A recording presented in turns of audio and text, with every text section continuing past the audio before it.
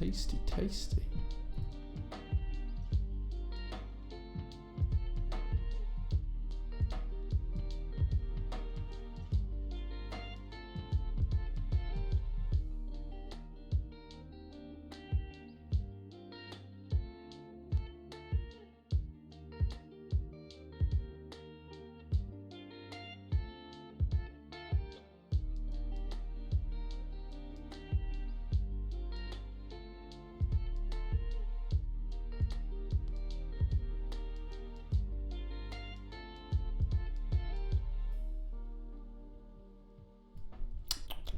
Tasty, tasty.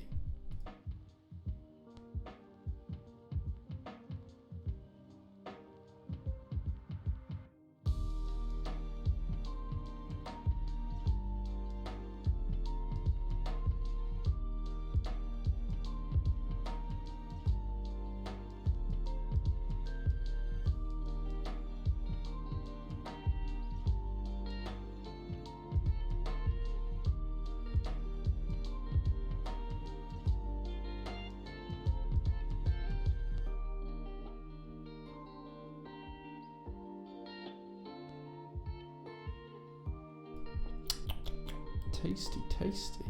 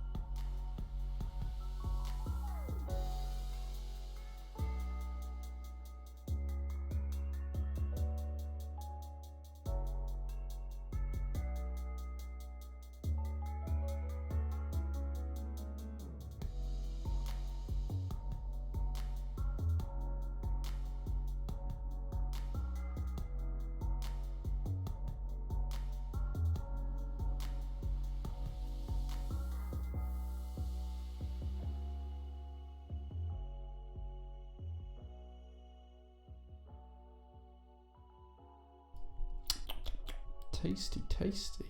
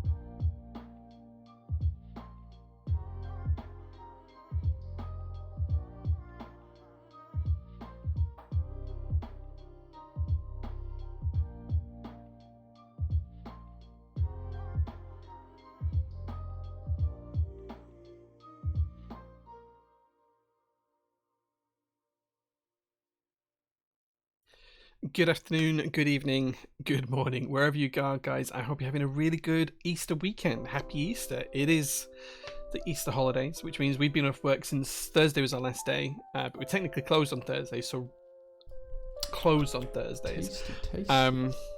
So I think the real answer to that was that we've been closed since Wednesday. So it's been like a really long couple of days.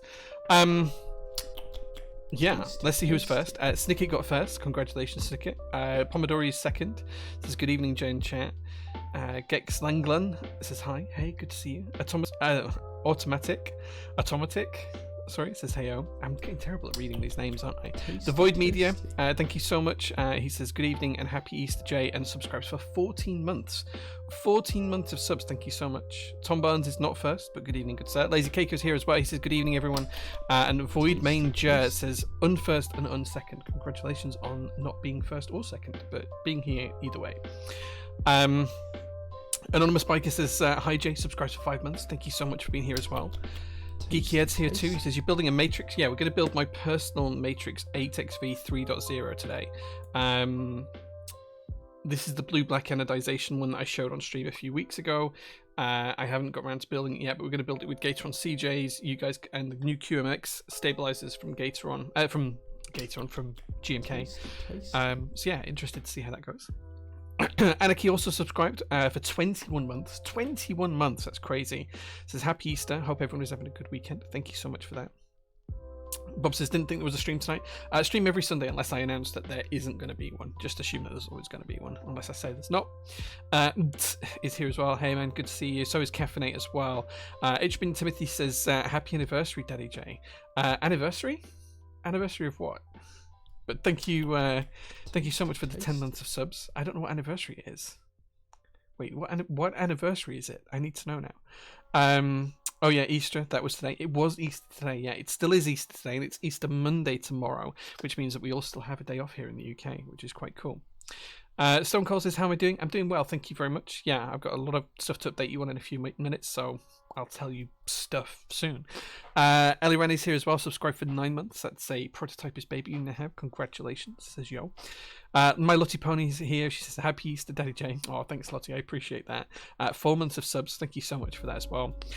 Joshio, 16 months of subs. 16 months. How is that even possible? It's crazy.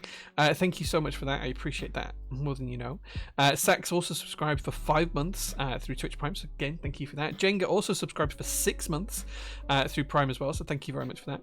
QMX, yeah, QMX stabilizers, not QMK stabilizers, which I will undoubtedly call them during the stream.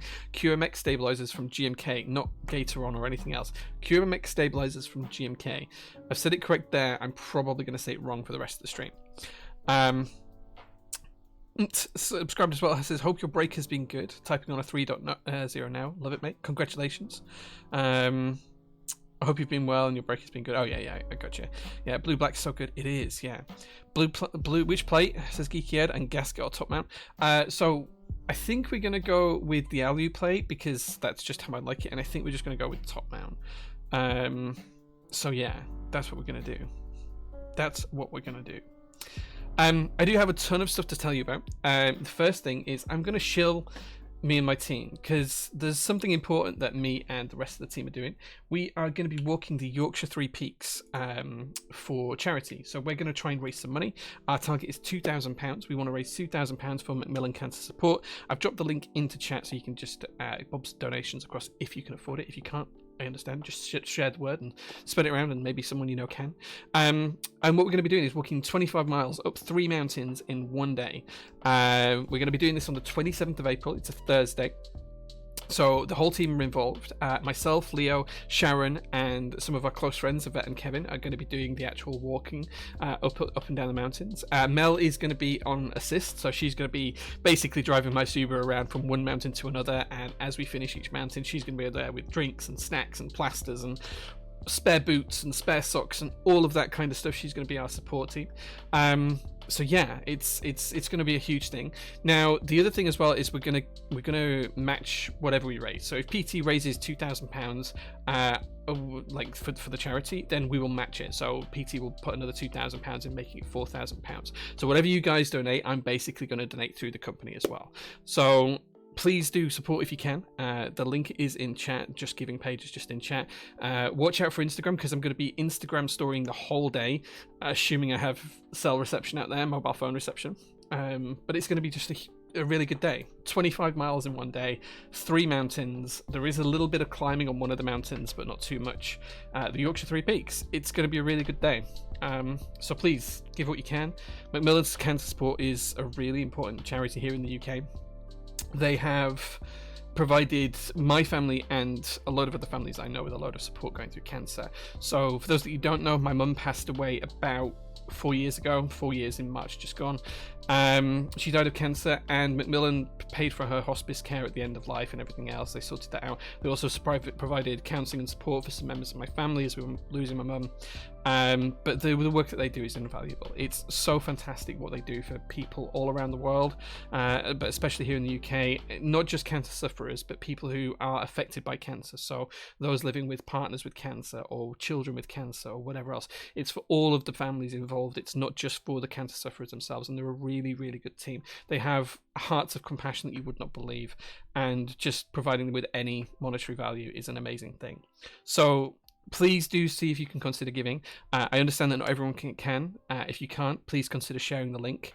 I'm going to pin that so that you guys can see it. But yeah, we are raising money for charity, and as I say, whatever you guys donate, Prototypist will match up to the first £2,000. So hopefully we'll meet the £2,000 limit, and hopefully we'll be giving them £4,000 in just a few weeks' time. I'm super excited about that. Yeah, it's not the UK Three Peaks, which is a little bit different. It is the Yorkshire Three Peaks, so it should be a little bit easier than that. But bear in mind that I'm not the fittest person in the world.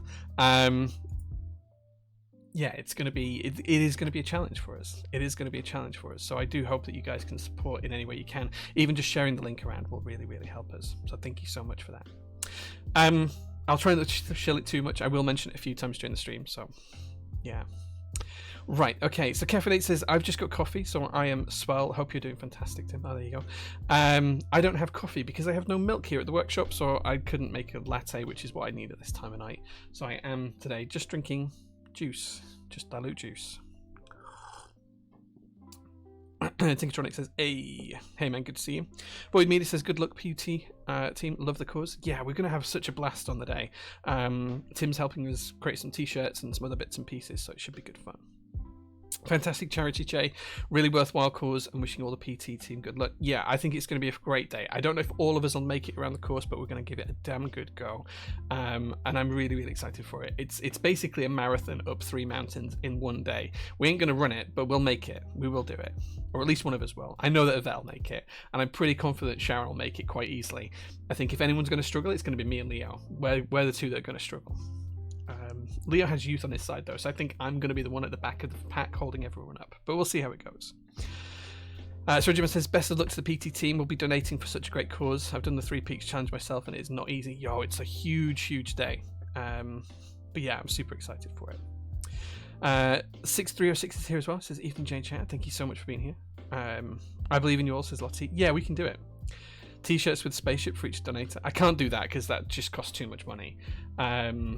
But yeah, it's we are going to get some t-shirts with the Prototypist logo on and the Macmillan logo on, and just something nice and simple, just so we can wear them on the day, be part of a team, and yeah, just do that. What made you choose the 3 Peaks?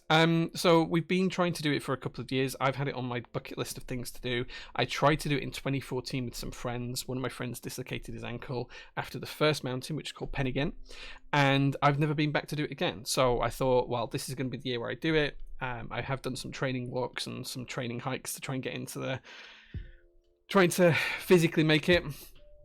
I'm still not confident that I will, but I'm going to try it.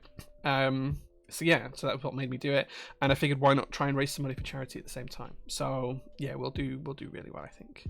Being on our t-shirts. Oh right, okay. I'm not sure we'll have a spaceship on the t-shirts for each donator, but maybe we can do like a t-shirt that we give away with a spaceship on for every donator, something like that.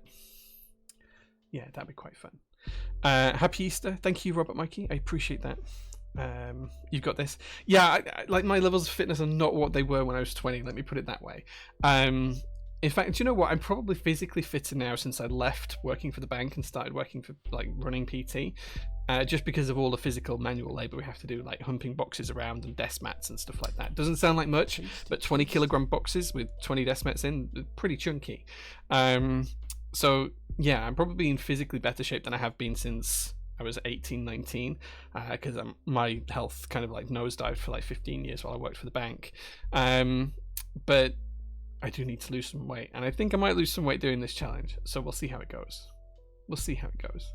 Is there a PT Rama keycap? No, but we do have in stock PT GMK keycaps, and we have got some more on order, and we're also going to be doing something pretty cool with a pretty cool provider very soon, with a PT logo involved, maybe, using some of our waste products, which is quite cool, which I'm super excited about because it's all sustainable. So watch out this space for it.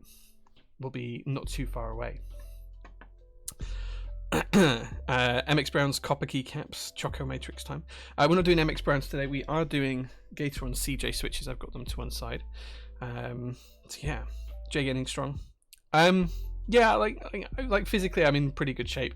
The best shape I was ever in was when I was like 18, and I used to be absolutely shredded. I used to be one of those gym bros. I have not been in that shape for a long time, and I don't think I could ever get back to that shape. But yeah, I couldn't keep up with it. Like just eating chicken and broccoli, and that was basically my life for 18 months, something like that. And then I started working for the bank, and yeah, I was really physically fit back then, but I was not happy. Let's put it that way. You don't look a day over 20. Do you know my accountant came for a visit last week? Not last week, the week before, and they said that they thought I was like 28, which I took really happily because I'm nearly 40. So it was really good. Am I using the 360 webcam today? Yeah. If I do this, you'll be able to see that it'll follow me around. So yeah, we'll just lock it in place though for now. Yeah, we are using that. Jay gonna be swole after the 3 peaks. Yeah, it's a long way. I'm hoping I just lose a couple of kilos in weight. That would be nice. Dropping the exciting news tonight. Nice. Yeah, shredded boy, shredded Jay. Yeah. There is someone who's seen the pictures of this. If you ask Mel in the Discord, she has seen the pictures of this. She will tell you just how shredded I used to be, because I used to be in really good shape for like an 18-month period of my life. I was in magnificent shape, and sometimes I regret losing it, but most of the time I don't, because like I was not happy at all with myself back then. You need photographic evidence of 18-year-old Jay. Ask Mel. She doesn't have the photo, but she has seen it. She'll tell you about it. Good thing I'm sitting down. Saucy J confirmed. Which keycap set is that on the board in front of you? This keycap set here is GMK Stealth. So there you go, GMK Stealth. Finally looking my age again after a hair chop. Nice. Will PT have any Thok Stargaze artisans in stock? Yes, this week. I don't know exactly when. I think it might be tomorrow night at 6 PM. We have a bit of a stock drop going live. There was a partial list on Discord the other day, but there's a full list coming tomorrow, so watch out for that. I think there's about 20 products going live in stock, so watch out for them as well. I miss being shredded, but also so much food. Yeah, the issue back then was that there was none of these whey proteins and creatine and all this kind of stuff when I was doing it. Like it was, like 2002, 2003 is the sort of age I'm talking about here. So 20 years ago now. And I was in the gym 6 days a week, and I would be there for 4 or 5 hours a day. I had set routines, and I would have a pint of orange juice with 3 eggs in it for my breakfast, just crack raw eggs in it. This was really bad. And then I'd have 3 more meals of a chicken breast and broccoli, and sometimes with some rice as well, and that was all I ate for 18 months. And then, do you know what, looking back on it, I absolutely detested it, and I wasn't ever really happy with my body at the time. And whilst I feel worse about my body now, I'm probably happier overall now. So it wasn't worth it for me, but I know it is for a lot of people. Hammer Brothers here as well. He says, how's your day? It's going well, thank you so much for asking. Saw a couple of your boards at meetup yesterday, always classy. Thank you, man, I appreciate that. I'm glad you saw them, and I'm glad that they were getting some nice attention. Andromeda says, another stream, another last day in Norway with Sandra. Have a great stream, Jay. Thank you so much. I appreciate you being here, and I hope you're having a great time in Norway. Bringing back some more of those jelly babies, because they were cool. Gary says gross. Tasty, Yeah, tasty. gross. Golden Ratio is here as well. Thank you very much for being here. Tinkertronic subscribed for 5 months, currently on a 4-month streak, and says, love you, boo. Thank you so much, Tink. I appreciate that. Wait, wrong camera. It's not there anymore. It's right in front of me. Thank you so much for that. I do appreciate that.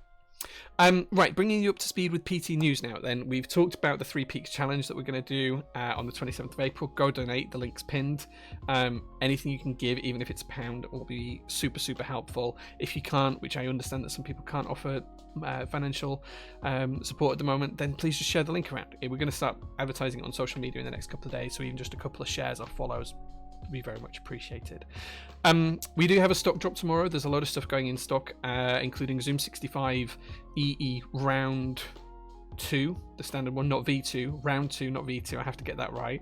I think we've got some switches going in stock as well. Loads more keycaps. We've got the GMK Retro Zulian keycaps going in stock as well. We shipped out the group buy on Thursday, so they're going to be going in stock tomorrow. I think we've got a couple of other key sets and a load of stuff as well. So check out Discord at 6 p.m. tomorrow night, Monday night. We're going to have a ton of stuff dropping in stock. So get ready for that because it's going to be quite cool. The rest of this week, it's because we've got a shortened week, a condensed week again. Leo's in on Tuesday. He's going to be packing in-stock orders from over the weekend, and then he's going to be tackling GMK Retro Cyrillic because we got the fixed kits in for those, so those are going to go out. And then Retro Cyrillic will be in stock at Friday at 6 p.m, I think. Still to be confirmed, so bear in mind with me for that one. As well as that, I'm going to be doing some QC on Tuesday of the Crin boards. Going to finalize the Crin boards and hopefully get those shipped out. Tomorrow I'm going to be creating a lot of product listings, even though I'm technically not working, because I just have to work. Like, I'm just going to have to be here. I don't know what the camera's doing, but it's trying to do something. So do watch out for that. There'll be some Insta stories tomorrow. I have got a couple of meetings tomorrow as well. So yeah, what happened with Retro Cyrillic since they needed fixed kits? 2 of the keys were printed incorrectly. Tom, the designer, had asked them to use a certain sub-legend in the number row. I think it was the numbers 4 and 6, if I remember correctly. And the keys that he'd requested us to use certain molds for with GMK, they'd use ones with slightly thicker legends, and he wasn't happy with those, so we had to wait for the fixed kits. The fixed kits have now arrived with us. I think they're on the way to the other worldwide vendors. I don't think they've got there to anyone else's yet. So we got ours. Everything's packed up. It's all labelled up and ready to go. All we need to do is just unseal, put the fixed kit in, reseal, and then all of the orders can ship out on Tuesday, because that's the next day that DHL are able to collect. So yeah, just a nice little thing, nice little collection. So lots of stuff going in stock tomorrow. We're going to be really busy this week, as I say, because it is a condensed week. Mel's back on Wednesday. Mel's first day back will be Wednesday, so she'll be picking up from Leo wherever Leo's got to. There is some group buys that have arrived that we need to work through as well. I think Gen 2 has arrived if you ordered a Gen 2 keyboard, so we're going to work through those, and hopefully this week we'll get Crin and a couple of other bits out as well. So it's exciting. Will we be picking the case and knob and weight colour for the Zooms, or will they be sold as kits like you did with the QK60? Good question. We're probably going to do them as kits. One of my jobs tomorrow is to try and work out how we're going to do that. We don't have extras of every single colour, and what I want to make sure is that we don't sell out of like sell out of like the bases and the knobs and things, and not sell out of the cases, or vice versa. So what we're going to do is we are going to probably kit them up, but I haven't decided how we're going to do that yet. But it'll all be clear on the product listing when they go live. So we're probably going to kit them up. And yeah, we'll see how that goes. Not going to be gacha offering, no. The amount of feedback and negative stuff that was said about me when I did the Matrix ones, I don't think we'll do that again, even though it was really successful. It just wasn't worth the hassle that we got for it, to be quite honest. So even though we sold them really cheap and we gave people free parts and not one single person complained, everyone who didn't buy complained. So can't win. So yes, no gacha offering. This week as well, we also have the Kahaku going live as well. So we're working with Singer Keyboards to bring you guys the Kahaku 65%. It's the one with the koi fish on the back. Looks really, really super sexy. There's going to be an announcement on Tuesday about how that's going to work, but effectively it's going to be a raffle. We've got a certain number of boards. I can't tell you the number. We will hold a raffle. The raffle will be open for 24 hours from the 12th to the 13th. Winners will be told via email that they've won on the 13th. And then we'll start sending out invoices from the 14th. So please do bear that in mind. It's coming very, very soon. I expect it to be very, very popular. If we find you having multiple entries, we will ban you. So please only enter once. It is for residents of the UK, so that's England, Scotland, Ireland, Wales. We're also including Jersey, Guernsey, Isle of Man as well. So if people want to order from there, and if there's any European countries that aren't part of the EU, or South Africa, places that we typically ship to that don't have a vendor, Israel as well, you will be able to apply for those areas. If you're from the US or something like that, I'm really sorry, but you won't be able to, just because there is going to be a US vendor for it. So yeah, UK, non-EU but still European countries, South Africa, Israel, a few other places. I'll put together a full list and we'll announce that on Tuesday as well. Okay, so I think that's all of the news. We talked about our charity stuff, the Challenge of Three Peaks, talked about what's going in stock tomorrow, talked about what's going to happen this week with the Zoom, Zoom 75 goes live as well on Tuesday on the 11th. Zoom 75 goes live. I need to finish the product pages tomorrow as well. That's another thing I need to do. It's an unlimited group buy, so you can join at any point. I don't have a live time, but again, I'll put an announcement out tomorrow that's just going to let you guys know when the Zoom 75 start. So yeah, nice. Can't believe people were so negative about the Matrix AXV 3.0s. Yeah, it was kind of interesting, and I appreciate that some people didn't like it, but people were telling me that they thought that I should do myself and my products in the way that they wanted me to. They thought it was bad of me to have a position where I made a decision that they thought impacted them negatively because they couldn't pick and choose. But it sold out faster than we expected it to significantly more numbers of people than we expected it to. I expected about 10% of our extras to sell through the gacha game, and they all sold. So I don't know. Just given the negative feedback we had, someone sent me some screenshots of some negative comments in other servers, Black Simon's server and places like that, and it just didn't make it worthwhile. Like, the negative feedback from it just wasn't worth it. So shame people felt the need to go after you personally on that. I loved the idea and thought it was a lot of fun. Yeah, so did I. I'd love to buy like a random board. Like, the one that I got is from the random lot. So yeah, loving my hoodie today. Yeah, do you like my little buffalo? It's quite cute. Little buffalo. People FOMO'd and got angry. It's the usual. Like, I don't owe anyone anything with any of the products that we sell. Like, by the time we've got it on stock and it's in stock, like, the designers have been paid, the manufacturers have been paid, it's my stock. My view is I should be able to sell that how I want. Some people obviously disagree with that. It is what it is. No one's ever going to be happy. No one's ever going to be happy. Some crazy negative people in Simon's server. Yeah, I did have one person who threatened to take me to court for about it, take me to small claims court. I told them if they wanted to, they could, because I don't think they've got a leg to stand on. My product, I can sell it how I want. But they did tell me they were going to take me to small claims court because they weren't able to buy the board that they wanted to buy. I'm not sure what they thought gave them the right to buy that, but they sent me a letter, like physically through the post, sent me a letter about it. I just wrote back and said, if you want to take me to court, here's the company details. Please feel free. Yeah, it is what it is. I just had no words for them. Like, I just literally wrote back and said, here's the company details. If you just want to let me know when the court date's arranged, I'll make sure I attend. I have no idea what they think that how that's going to change, because the products have gone. I have no idea why they believe they're entitled to one, but they believe they were.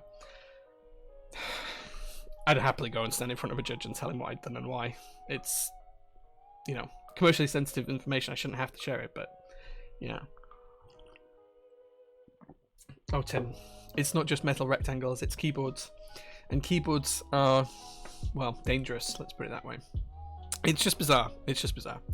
People be crazy these days. I think what it is people feel like they've missed out. They wanted to buy something. They didn't have the opportunity to buy it how they assumed they would be able to buy it.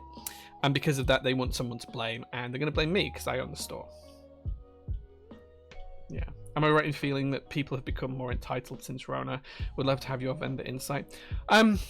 Yeah, I think one of the big things that's come out is that Amazon has ruined small businesses. We had a customer last week who, out of hours, must have sent me, I don't know, 8, 9, 10 emails backwards and forwards, complaining that we had shipped his order not as fast as he was expecting. So he'd ordered I can't talk about too many details because of data protection and things.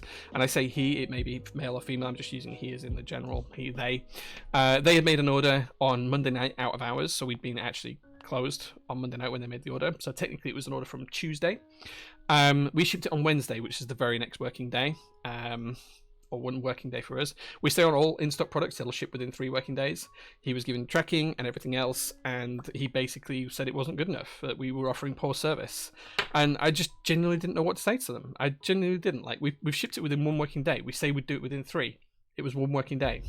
Okay? Even if you count the fact that it was on Monday night, even if you wanted to count an extra working day, it still was 2 out of 3. So it's still well within that time period. It was shipped exactly as we'd expected it to, and it arrived... I assume it arrived as it was supposed to do.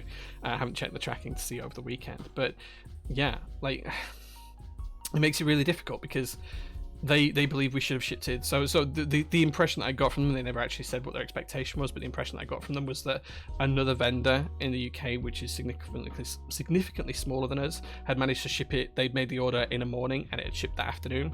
We just can't turn around orders that fast. Like, just to print out the orders is an hour's job for a day. Like, just to print out the orders for a 24-hour period for us to ship out the next day, it's an hour's piece of work just for us to separate out the orders, work out how we're going to get them out of the workshop, work out how we're going to pack them, in what order we're going to do them, when they're up to SLA and everything else. It's an hour's job. It just takes an hour to just sort them out. So there's no way that we can ever be in a position where we're shipping stuff out as the orders come in. We're just too big for that. And I think Amazon's probably got a lot to answer for with that kind of stuff. So yeah, so I do think people are more entitled. They expect things to be shipped faster. Yeah. And the other thing as well is that this customer complained that the tracking wasn't working, despite the fact that Royal Mail had collected the item from us. The Royal Mail had been here, picked it up, and taken it. The tracking said that it was still waiting to be dispatched. Nothing on me. It's just on Royal Mail side. It hasn't been scanned at their end. They said that was me lying to them. Like, why I have any reason to lie to any customer about that? I don't know. It just is what it is.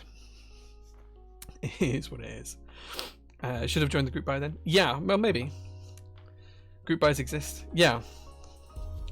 I don't know. It is what it is. Like, it's just negativity. I think the issue, the one thing I'm acutely aware of as a business owner is that we're never going to keep 100% of customers satisfied. We're always going to make mistakes because we're physically, manually putting things in boxes.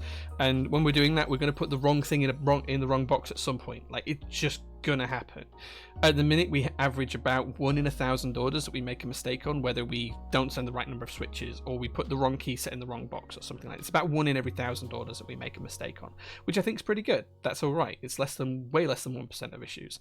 And we fix them immediately. As soon as someone tells us you sent us the wrong thing, next working day we'll send out the right thing, and if we need to get the other one back, we'll send them a returns label. If it's something simple like a desk mat and it's not worth us getting it back, we'll just let them keep it. Like, that's because it's our mistake and we do that. But those customers don't always see it that way. Sometimes they're very negative and very unhappy about that, and I understand that. We're never going to be in a position where we can keep 100% of customers 100% happy 100% of the time. There's always going to be things and decisions we make that, or I make.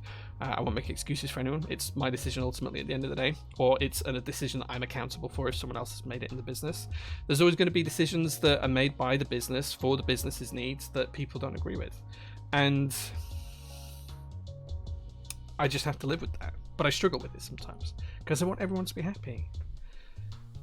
Yeah, it's about 0.1%. Yeah, about 0.1% on average. Yeah. You should have seen when I worked in a car parts warehouse years ago. Nearly every order was incorrect.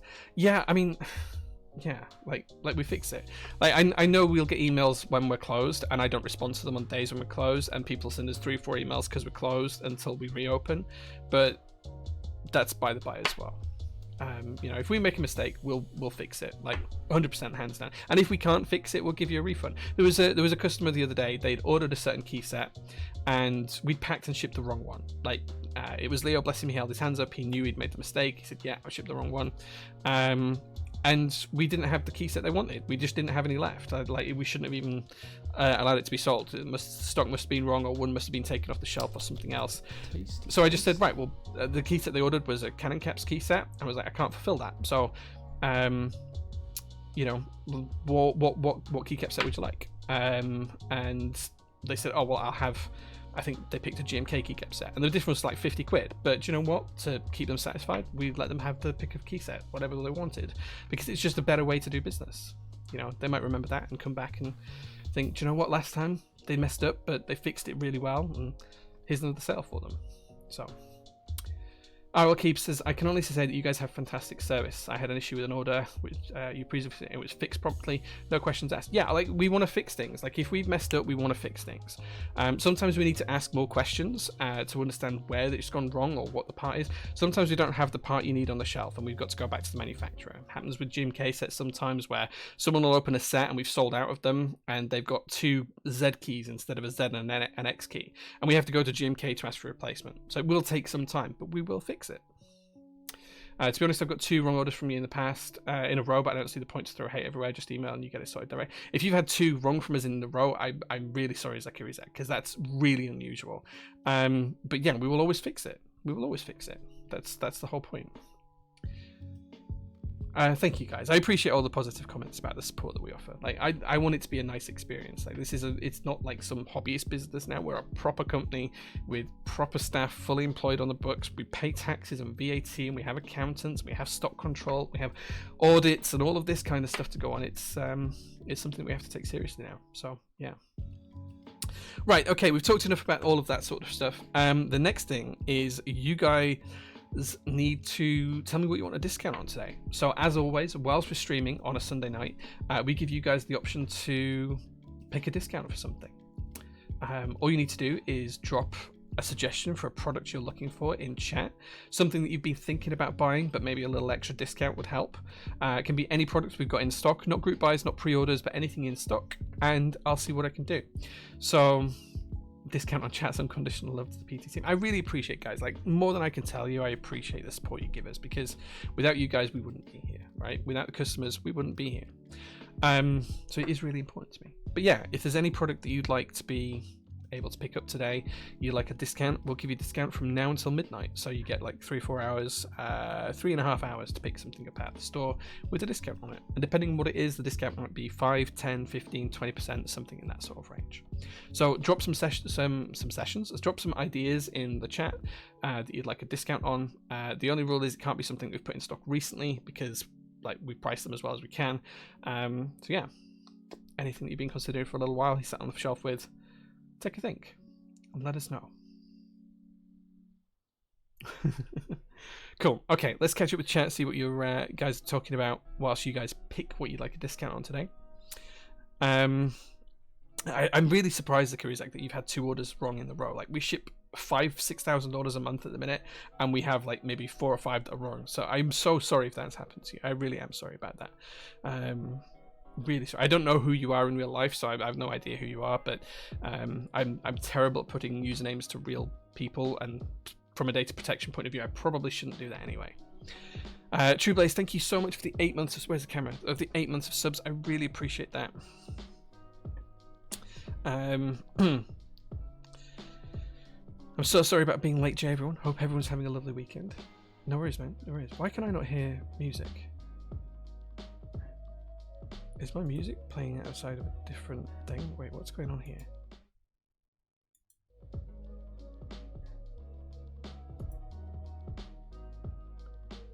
Why can you guys hear the music? How bizarre that I can't hear any music. What is going on here?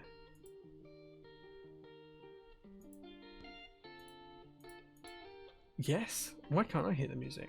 How bizarre is that? Hold on, let me turn my headphones off and back on again. It'll stop the music for a second.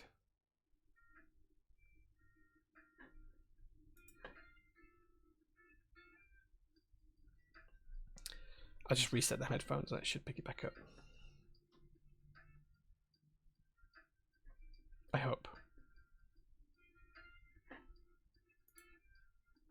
I can hear it playing through the monitor right now, so...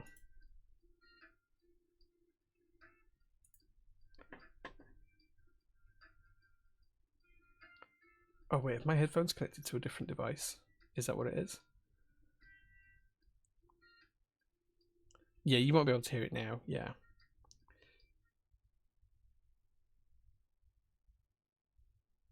I think the mic's picking it up from the monitor at the minute. Let's see if I can get it to fix this.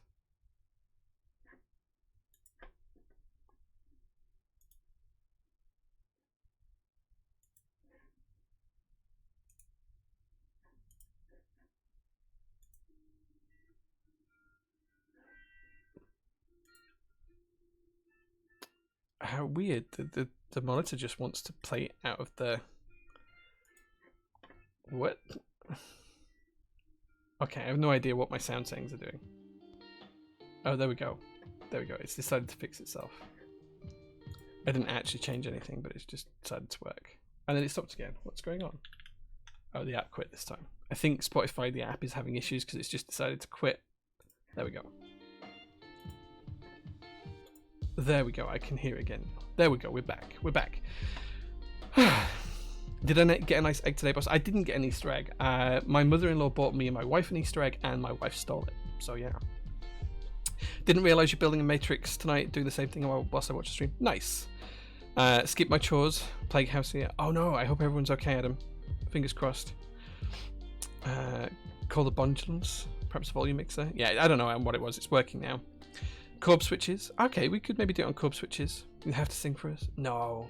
Offer a discount on the worst dead obsolete stock you've got so we can help you out by clearing your shelves. Well, that's what the clearance section is for. That's like everything below cost price in the clearance section. So yeah, if you want something like that, go to the clearance section and check it out. GMK DualShock has been giving me the eyes whenever I find myself browsing in-stock keycaps. Primary school assembly tunes. Yeah, alright, okay, I tell you what, let's do 2 discount codes today. Let's do...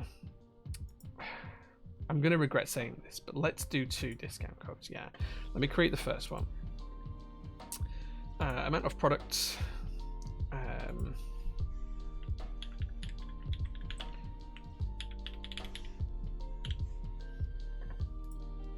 Let's do 15% off any in-stock DualShock. We can definitely do that.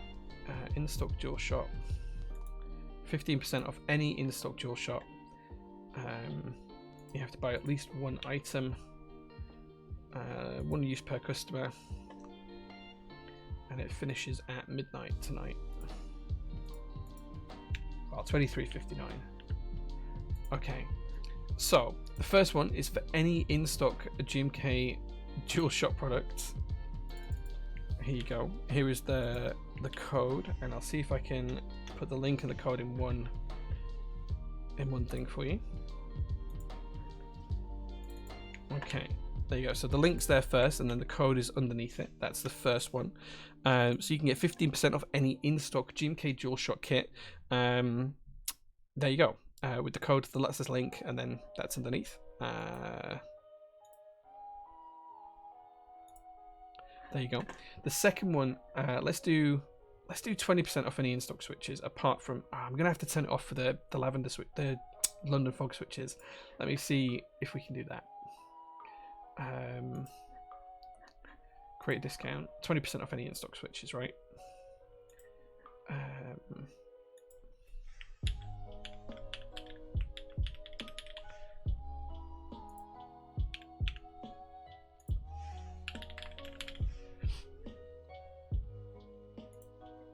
Okay, these won't work together, so if you want to take advantage of both, you'll have to make 2 separate orders, but you know, it is what it is. You're getting a massive discount anyway. And set this to midnight as well. Okay, so any in-stock switches apart from the London fogs, you can get 20% off. So it doesn't work on the London fog switches, it will work on anything but the London fog switches. And here is this. Oops. Here is the second one as well. There you go. So let's pin that. So you can get 15% off of any in-stock. Wait, how do I check the pins? Where are all the pins? Can we only pin one thing at once? That's a crap if we can only pin one thing at once. Okay, well, You can get 20% off any in-stock switches using the code SWITCHSTREAM. That's capital S, capital S, for SWITCHSTREAM, all one word. Or you can get 15% off any in-stock GMK DualShock kit with the code DualShockStream. Capital D, capital S, all one word. So there you go. I'm going to trust Robert Waikey to actually put that together, because that works. Yeah, I can't do it on the London Fog Switches, Anonymous Biker, because we're basically selling them at cost. Like, we're making no profit on them. So if I sell them any less than that, we're going to just lose money. So, yeah. So Robert Mikey, yes, 2 codes today. 15% off in-stock DualShock Stream at checkout, and code SWITCHSTREAM for 20% off in-stock switches. Will only work on separate orders. Perfect. So it only works on the London Fog Switches. Got it. Nice. Yeah, welcome. So hype for Miami Dawn. I really hope it's over queue. I think we're pretty close. I'm confident that's going to be okay. The London Fog Switches are really good. They actually come in a nice big tub if you get the hundreds. They're lovely. I have a box somewhere here.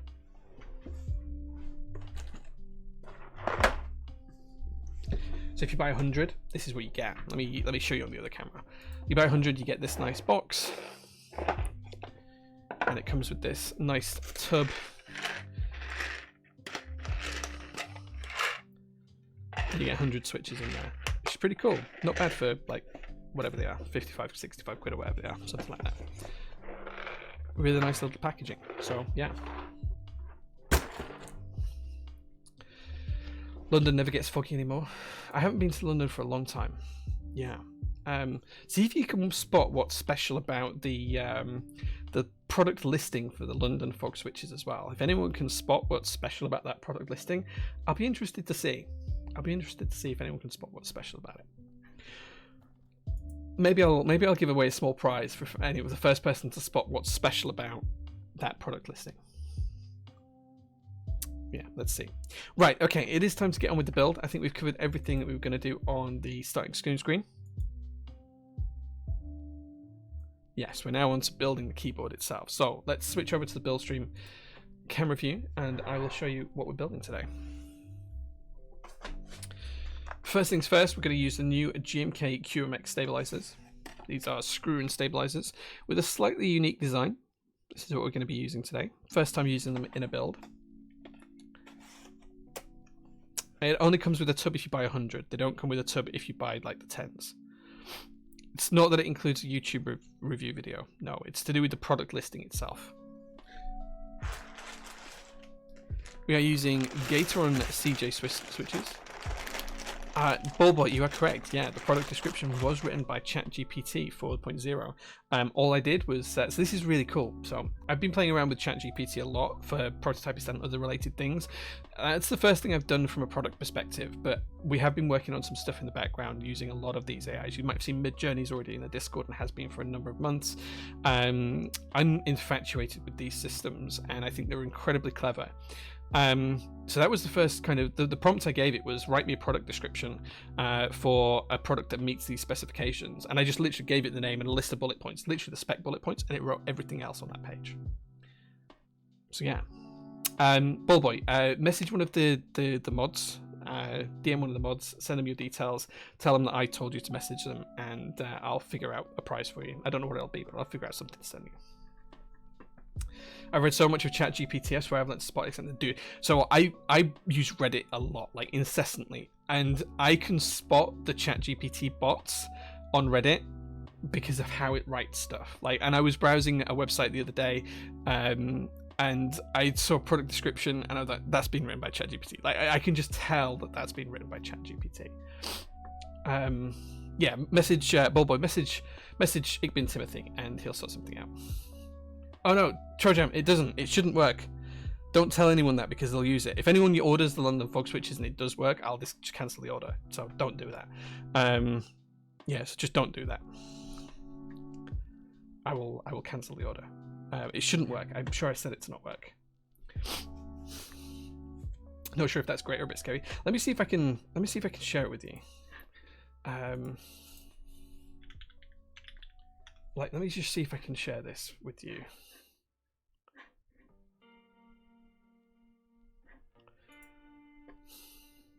I'm not sure if I can or not. I think I'm just having to log in. Give me a second.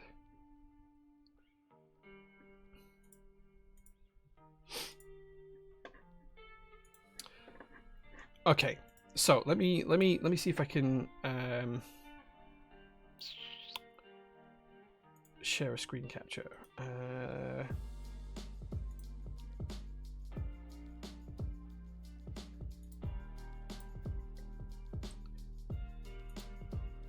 Okay, so that's really, really small. Let me see if I can zoom that in.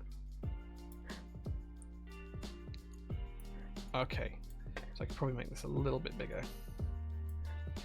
Okay, so this is what I gave it. The prompt: write a product description for my website selling keyboard accessories using the following technical description.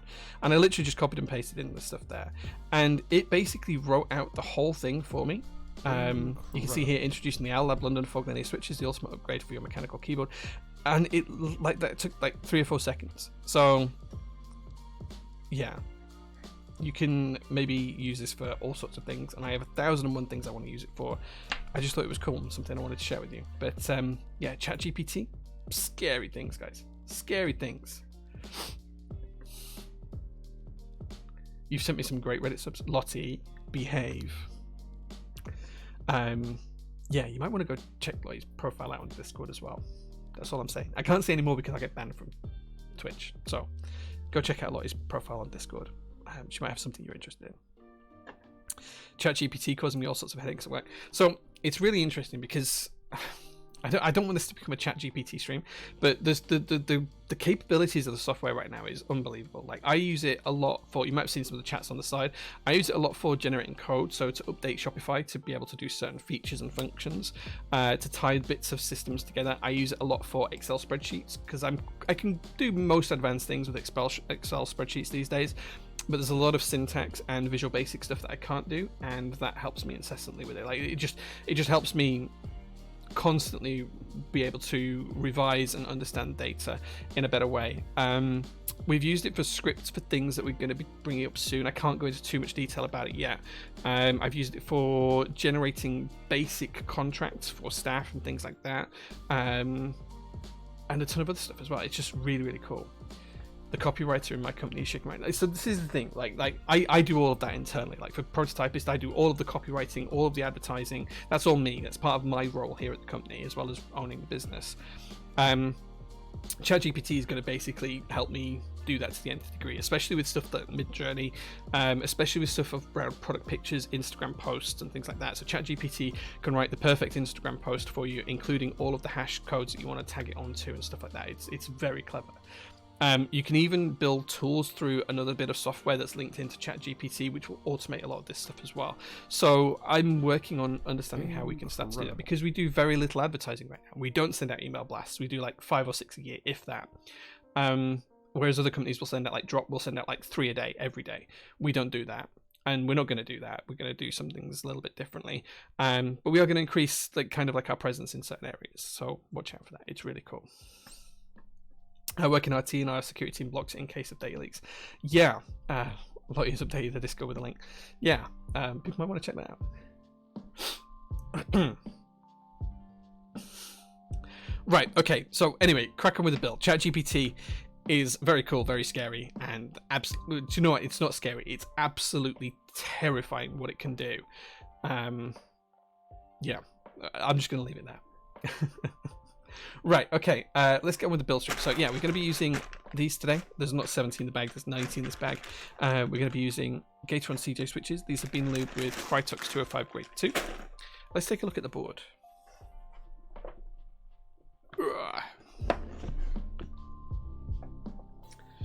First things first, we are going to build this.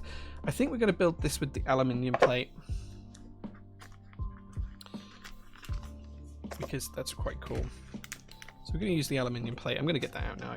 We're going to have a solder PCB as well, because solder PCB is the best. So aluminium plate, solder PCB. Just going to take the screws, some spare screws, some feet.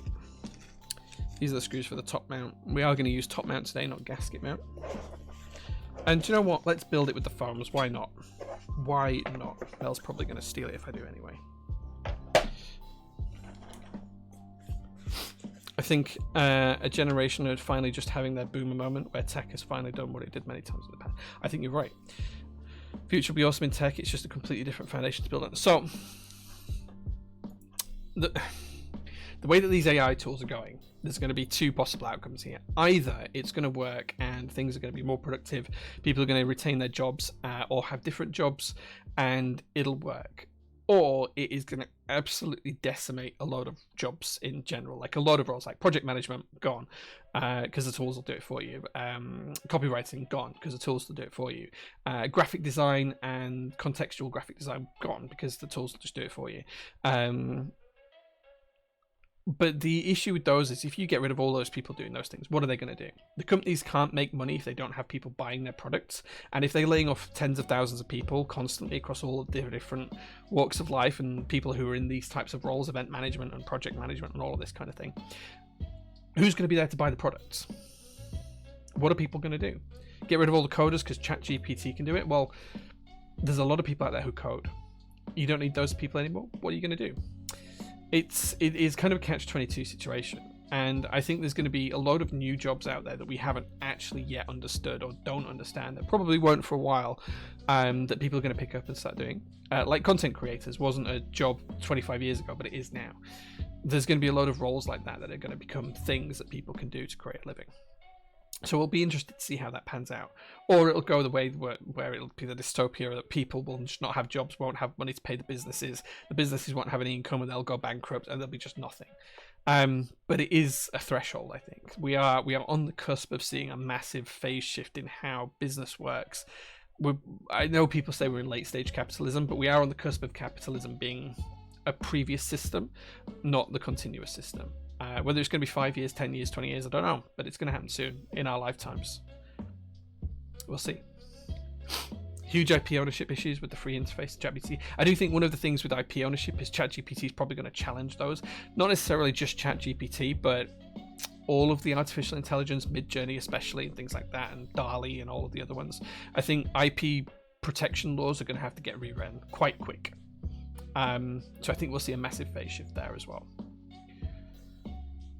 Without juniors around seniors, yeah, but that's part of the issue. That's one of the outcomes that we could have. People could lose their jobs because they're not needed anymore, but then the companies start to lose revenue because people don't have the money to buy their products and services anymore, which leads to businesses going bust, which leads to more people losing their job, which leads to a massive economic upheaval, right? That is one of the outcomes of stuff like this. Now, I know they've said in the past that, if we get rid of slave labor, then we won't have people, we'll have people without jobs and without income and stuff like that. And that was never a real issue. And then they've said, slavery was an issue, but like people being moved out of those roles, like in the Industrial Revolution, it didn't matter in the end because people did other jobs and other things as technology changed. And then you have like people after the war, jobs are scarce, blah blah blah, but technology and information and data are all built up around that, and we became the society we've got today. So there's always been a massive phase shift around what jobs exist whenever any new technology is being released and what jobs are relevant. But the interesting thing here is that we've never had something that actually decimates such a vast swath of job roles across entire communities and industries. So let's just see how it goes. These AIs depend on existing code. Without new code in newer languages, the AIs won't evolve. I mean, that's true to an extent, but they are evolving. If you look at how far they've transitioned from November when they started to come out to now, the difference is mind-blowing. Like, it's unbelievable. It's unbelievable. So if you've answered this already, Neapolitan ice cream switches will come back in stock. I don't know when, but they will come back in stock. We will never know until we get there. No, we won't. We can spitball about it all day, but I think a massive change is coming. If you look back 20 years ago, people were doing very broadly similar, the same jobs as they're doing today, apart from things like content creation. That's the new thing that's come out, right? Since Twitch and Mixer and YouTube and all of those kind of things happened 15 years ago. And Instagram and TikTok. If you look back before those things happened, the MySpace era, there is very few jobs that have gone away between then and now. This is kind of like a massive phase shift where lots of roles will become redundant or will become vastly reduced. Instead of having a team of 10 people be the marketing team for a bank, you'll have 2. Because they'll just generate prompts all day and they'll become prompt generators. Maybe that's the next job. Maybe prompt generator is the next job. Whatever these systems have and these tools use, prompt generator might be the next role where you could earn 100 grand a year because you are an expert at writing the correct prompts or nailing down what the right prompts are to get these AIs to do the right work for you. Who knows? We'll see. Yeah, look what Spotify did to the music industry. Yeah, 100%. Everything is a remix on AI. It's very good. I recommend them. I'll post a link in my file. Sure, Caps. Post a link. Yeah. Will be 21st century Luddites, but how would they affect what is in the cloud? The AIs. So it depends on what we give them access to, right? At the minute, ChatGPT has a limited set of basically what was on the internet to a greater or lesser extent up until the end of 2021. When you start giving them access to live information, that's where it starts to get a little bit scary and gives them a lot more power and ability to generate better responses. But also, one of the key things that OpenAI actually say about ChatGPT is that it can give you false positives, it can give you false information and pass it off 100% as though it believes it's legitimate. Like, it will tell you, you can do X, Y, and Z to meet this requirement that you've asked me for, and that won't work. It just won't work. But you ask it again, it'll give an answer that might work. So it may be biased, and it will have biases, and it will develop biases because the internet is full of them. So it's going to be interesting to see how we manage that and how we code that. I don't know. Yeah, ChatGPT is great for learning as well, like to learn stuff. And I think the days of writing school reports are numbered. The days of schools giving kids essays to write as homework, those days are over, man. Like, they're just over. Like, they're just going. They're just not going to be here anymore, because how will you even tell whether someone's used I can tell now whether someone's used ChatGPT to generate some text maybe 75% of the time. Like, I'll recognize something, I think that's ChatGPT. But we're on revision 4 since November.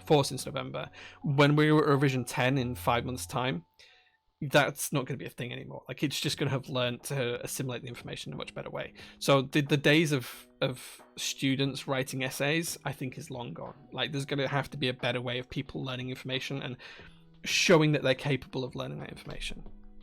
And I think we probably need to look at a different way of teaching. Instead of teaching, this is this subject, this is how you do this subject, this is how this subject has always been done, and this is how you do the subject.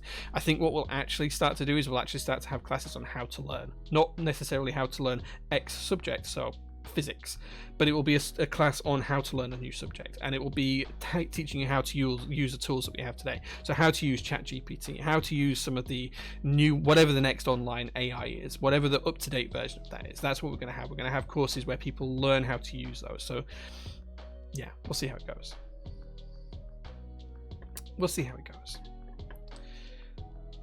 It was talked about on Bing's Robot was talked about on LTT's Wine Show. Yeah, I haven't watched that, but yeah, I've had it generated me a decent chunk of code that doesn't work. Yeah, but if you ask it again with the same prompt, it'd probably give you code that will work. So yeah.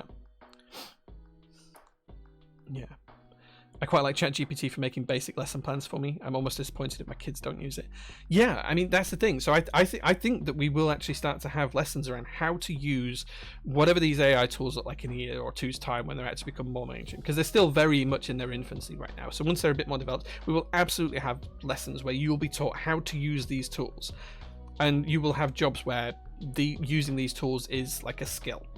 Like getting the best out. Like, there's people today, you can give 10 people the same challenge to Google. Some people start to do just do basic Google searches like, how do I do this? Other people will know a little bit more about Google, and they'll put plus documents and put plus .pdf if they're looking up something scientific, or they'll be able to use Google with a Boolean search or whatever else. They'll have a little bit more of a clue about what to do. And I think there's very much going to be that kind of role coming forward. The next content creator style role is absolutely going to be prompt generator. That's going to be a role. So yeah, I use DALL-E and ChatGPT for building storyboards before the content writers get involved. Saved me 40+ hours. Right, absolutely perfect. Yeah, you said it wasn't going to be a ChatGPT. Like, I apologize. Yeah, but Tim, that's exactly what it is. Like, I use it now to write. So I have a load of to-do lists in an app called To Do, and I just feed that into ChatGPT in the morning, and I say what the priority ones are and which ones aren't, and it will give me a list of stuff that I need to do and how to consider it and stuff like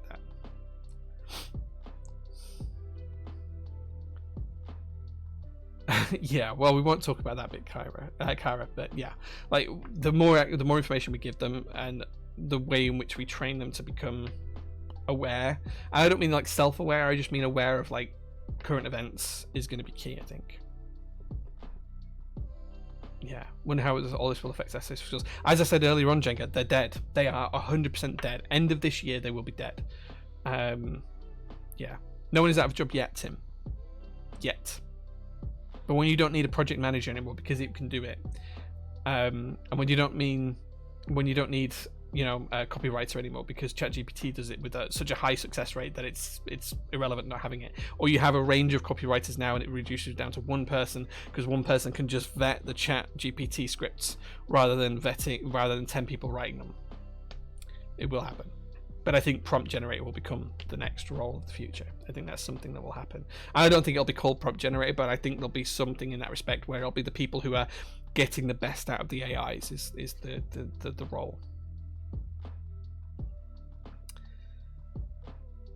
Right.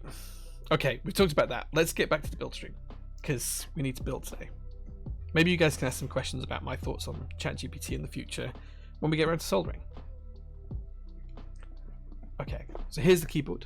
We have looked at the keyboard in the past, but this is the board we're going to be building today. This is the blue-black anodized matrix 8xv 3.0. This is the one with the upgraded weight and the screen. So look at that. Upgraded weight. Big brash chunky boy. Yeah, let's get into the build. What's the printer up to? The printer is printing something for a friend called Huey. I don't actually know what he wants, but he wanted me to print something for it. He gave me the file, I've just printed it. I don't know what it is. If you order, Anonymous Biker, if you order the London fog switches with that code and it works, I'll just cancel the London fog switches and refund it. That is the bottom line on this, because it's not designed to work with it. So my advice to you is to order them separately because they'll just get cancelled if you order it with them. It's printing what it wants. Yeah.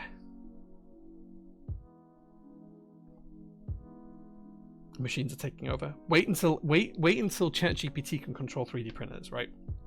Wait until it can do 3D design, because that's all coming. That's all coming. You can absolutely use ChatGPT to teach you how to use CAD as well.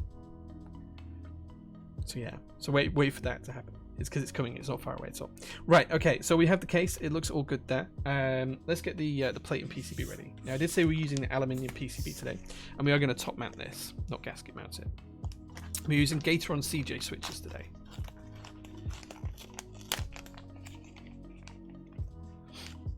Yeah, I know you can produce some G code, but like it can't produce G code to create a product. Like based off of a series of set parameters yet, but it will be able to soon, I'm sure. Here's the plate. As you can see, it's got lots of Mimi flex cuts in, but it's pretty cool. Aluminium is always a good plate material for matrix boards. We don't need the gaskets because we're going to make this top mount.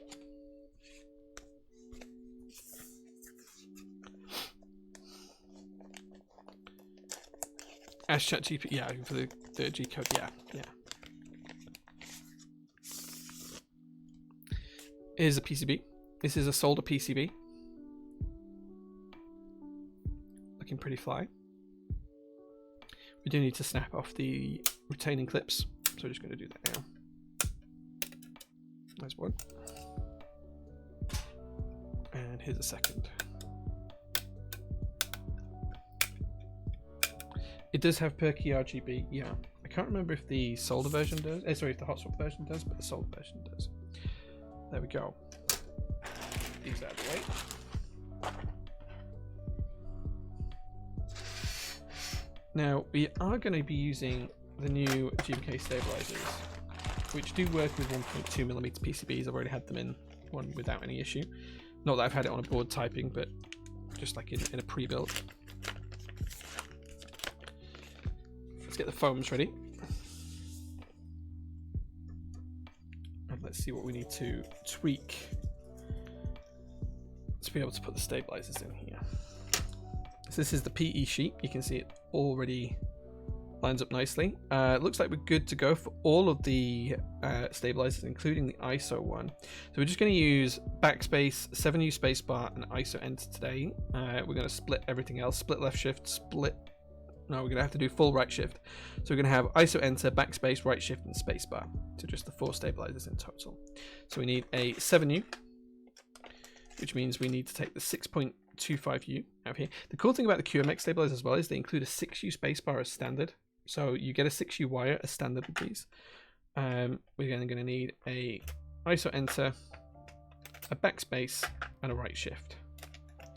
And that's it. That's all we need.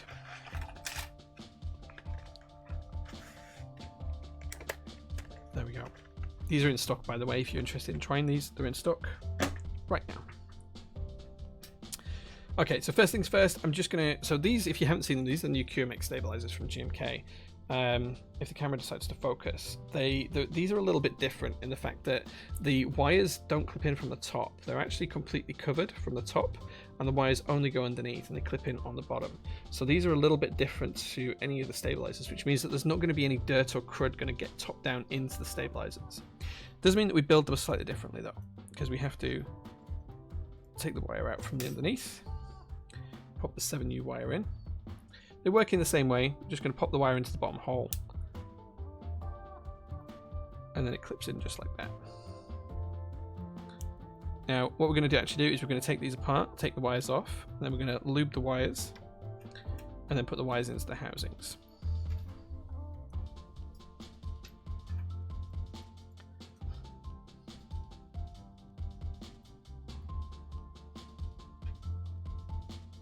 Put them the wrong way around. There we go. And these are screw-in stabilizers as well, so we will be screwing these in, which means they'll be nice and secure and snug. We don't need the 6.25U wire, so we'll put that to one side.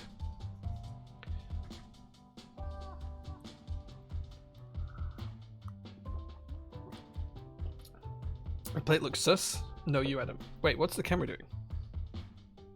What is the camera doing? Hello?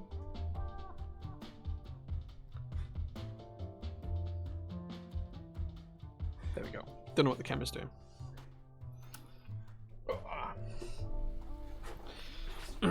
Right, okay, so let's get these wires lubed up. We need our top lube. My face is up here, something like that. Something like that counts. You know how it goes. Like, if the camera decides it's going to follow me. Okay, seems okay. Must have ghosts. Yeah, we probably do have ghosts here. PT's headquarters is built on the site of an old hospital. This is the... There used to be a hospital here about 60 or 70 years ago. It was knocked down in the... I think it was knocked down in the 60s or 70s. I'm not exactly sure when. So what we're going to do here is we're going to go into the bottom of the stabilizer. He says. Like so. And then clip it in the front. We're going to loop the other side.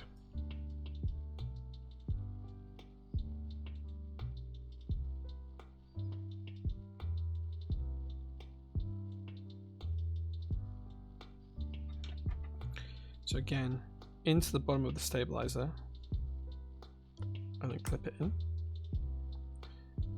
That's looking good. We'll lubricate the sides of the sliders in a second. Ghost of GMK pooped in the pool? Maybe.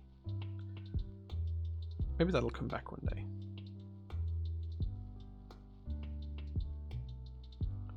Who knows? You stripped your frog to put these in instead of the TX. Yeah, I've heard some people swearing by these already, which is pretty cool to be honest. We're going to mortgage a house to buy that keyboard. Which keyboard? The oops, drop in loop. The Matrix 86V. It's honestly, for what you get, it's a pretty good price. Like, we don't have any of these in stock anymore, so I can't sell you one. But genuinely, they're a pretty good price. I think they're doing pretty okay on the aftermarket as well. Like, they're not getting too scary on the aftermarket, which is it's a good thing.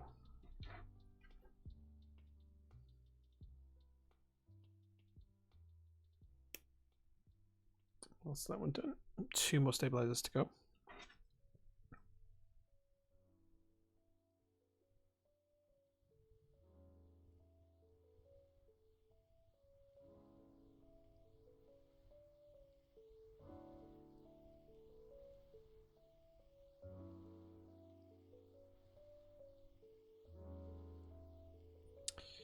Flibble, hey man, good to see you. Thank you so much for being here.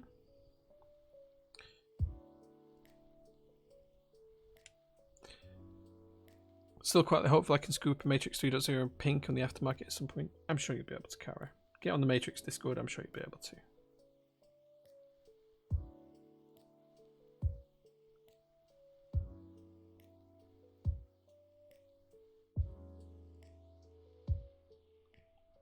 NK still has some stock. Have they? That's interesting. That's good to know.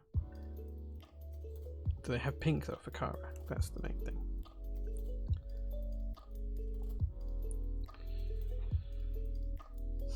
Kevin says that would be nice if you have the time and energy and all that. What's that, sorry? If I have the time and energy for what, sorry?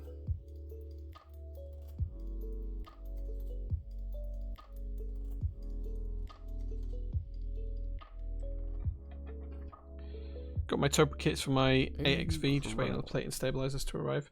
Yeah, I've still got my Nobitouch to build. Not Nobitouch, the Ghost of Christmas past one. Or future. Ghost of Christmas Future it was, yeah. Which I still haven't built yet. I need to find 1001 bits for that.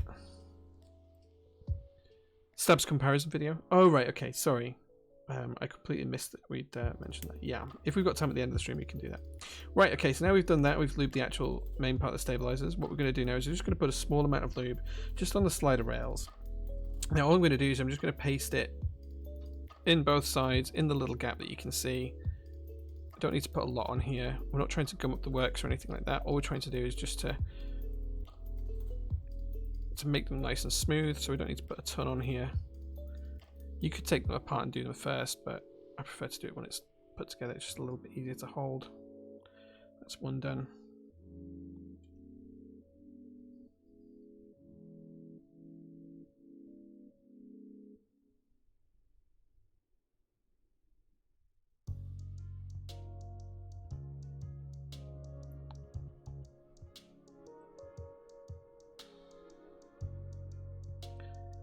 Don't want to put too much in here. It's certainly less messy than other stabilizers to lube. They only have pink and winky. Ah, nice.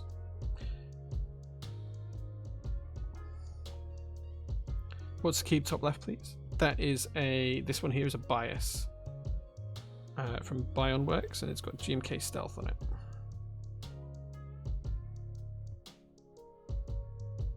There we go. Last one. We're going to have a load of PCBs in stock soon that will be ISO TKL. We're going to have the solder ones in first, and the hot swap ones will be later on this year, not too far away, but a couple of months away. The PT80, they're actually downstairs, I just need to go through them all. Make sure they work and everything else. But yeah, they'll be pink and in stock soon. Yeah, the top left, this is a bias. This is a Matrix 8XV, so slightly different keyboard. Okay, so now we've got these in place. What we're going to do is we're going to pop the stabilizers into the board. Now, it is worthwhile noting that the backspace one does go over the top of this here, so we do need to make sure that we put the PE foam down first and then pop the stabilizers in. But that's no big deal. We can absolutely achieve that quite quickly. And we're just going to use these screws here that come with it.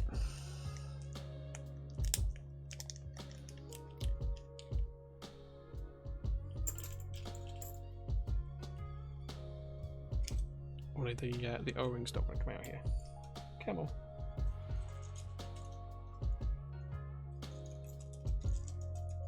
Come on. Looks like the bag's got some static on it or something, because the O-rings just don't want to come out.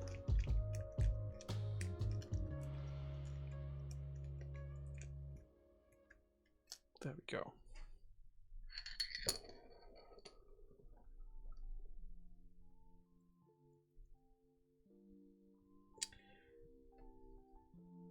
Okay, so now we've got the first stabilizer in the board. We're just going to grab a screwdriver. We're going to take our screw. We're going to take a little washer. We're going to put the washer over the screw. We are if I don't drop it. Where'd that go? And we're going to hold our stabilizer in place. We're going to flip the board over. and we're just going to screw that down.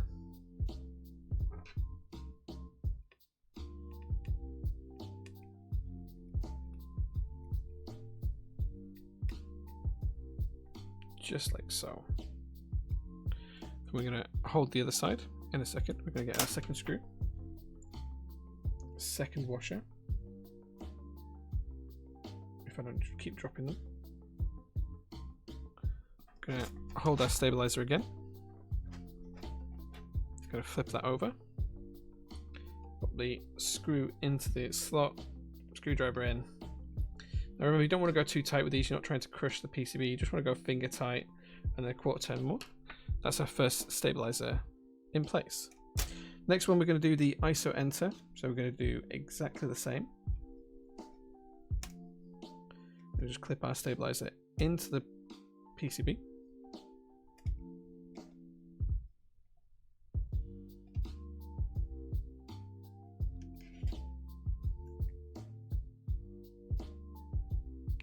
That's looking good. Take a screw and a washer. I keep dropping these washers. What is wrong with me today? Washer on the screw. Hold the stabilizer in place. Flip the board over. Then tighten down the screw. And as I say, just going to go finger tight. Don't want to go too tight. Don't want to try and crush the PCB.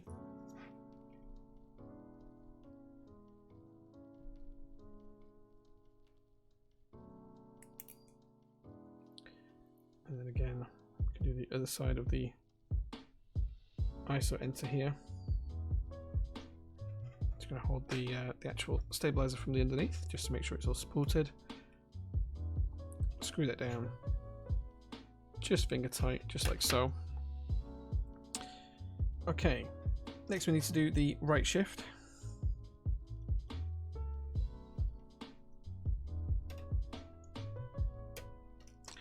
Two more screws.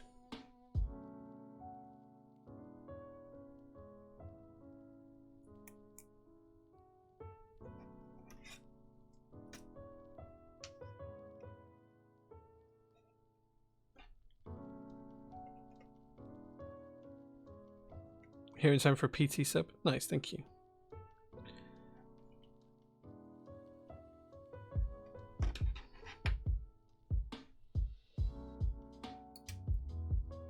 Wait, so is the pink sold out or is the pink not sold out? NK. I don't know what NK we're charging for the extras, to be honest. I didn't look.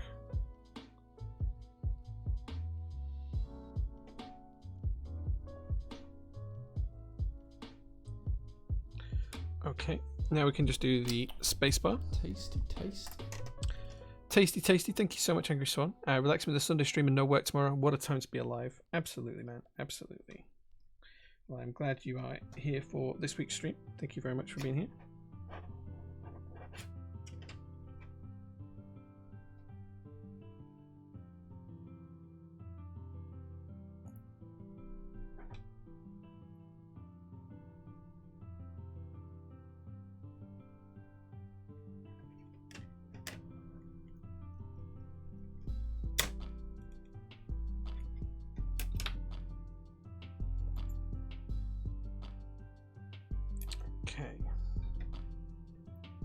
I have the Anno Pink in stock for Winkeyless. Oh, the Anno Pink's the better one anyway. It's around £670 for standard weight and £700 for brass weight after shipping and tax. Christ, that's like 140 quid more than what we were charging. Wow. Okay, so that's all of this in place. The next job now is to get everything to line up nicely.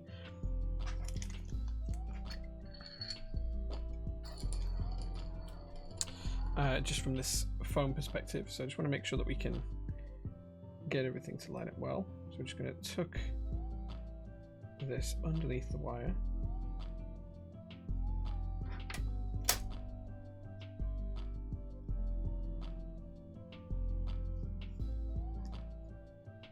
Incredible. Okay, not quite sure where it's not laying flat there. Seems to be just slightly out of play.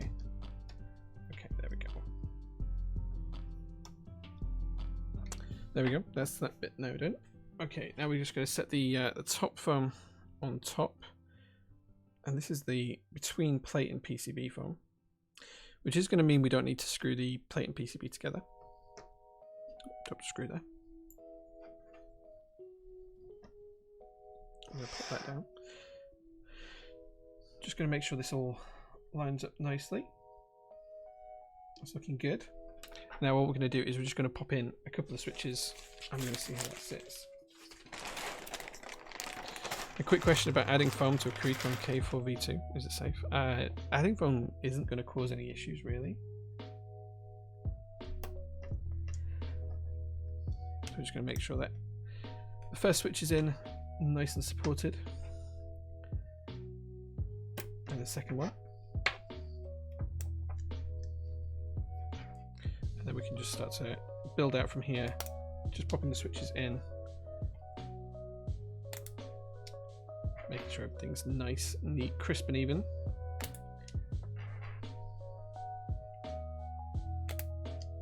So you see, as I'm pushing the switch in, I'm holding on the underside of the PCB where with my other fingers where we're pushing the switch in, just to make sure everything's protected and nice.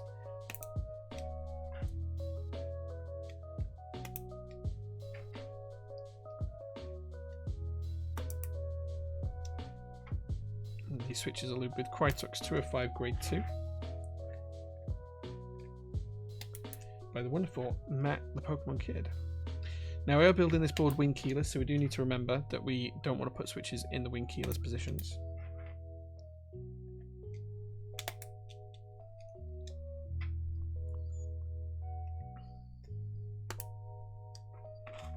I had a lot of housework to get on with, so I missed the last hour. That blue is amazing.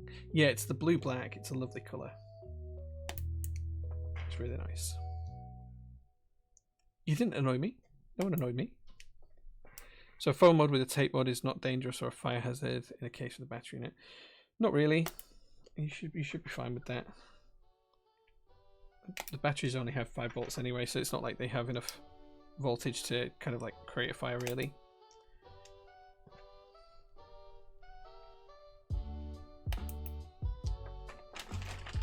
We use foam in keyboard cases all the time, and whether you're using a battery or actual direct USB power, it's the same voltage anyway, so. But we don't sell the Keychron, so I can't really offer specific advice about that. It's not a product that Prototypist sells, I'm afraid, so I can't offer any product-specific support. Just can say in general that foam in keyboards isn't necessarily going to cause any problems.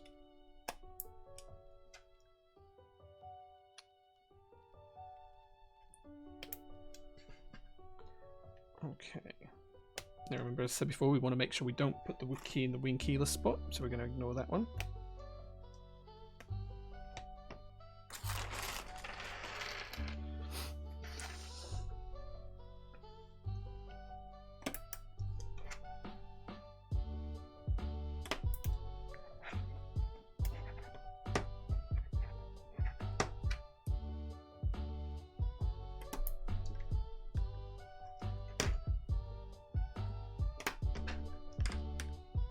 Captain tape is good. Yeah, I mean, it depends on what tape mod you're going for, but Captain tape will work fine. It might not offer the sound profile you're expecting, though.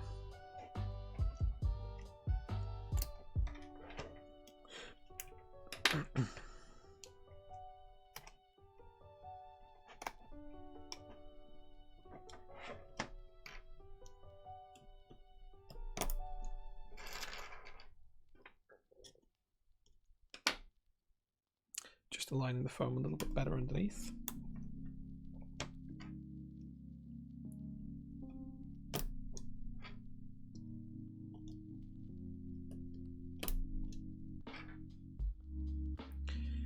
Incense mod the board. If it does catch fire, it'll smell nice. It's highly unlikely that 5 volts is going to cause a fire anywhere. The switch here for the ISO enter is rotated so it's east facing. That's not too unusual these days.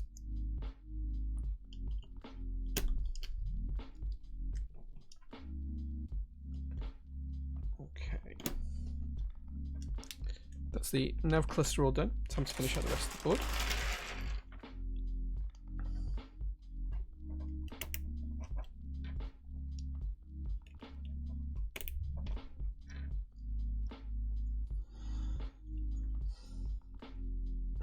Anything with battery just to keep an eye on.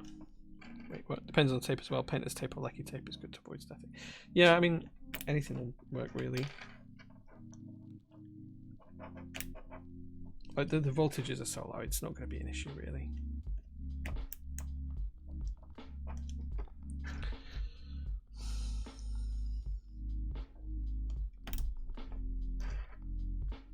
The good news is I think the Keychron has ESD protection, so even if it does catch fire, it'll probably just fizzle out quite quickly.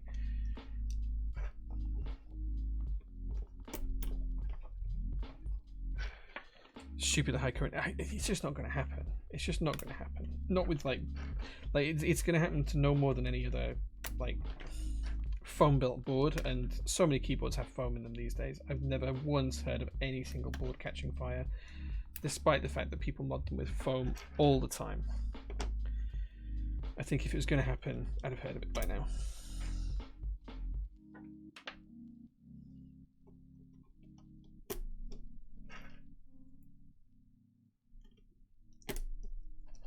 These are Gateron CJ switches that we're using today. You can use the command !build to see more. We'll give you the details and the full skinny on what we're actually building today.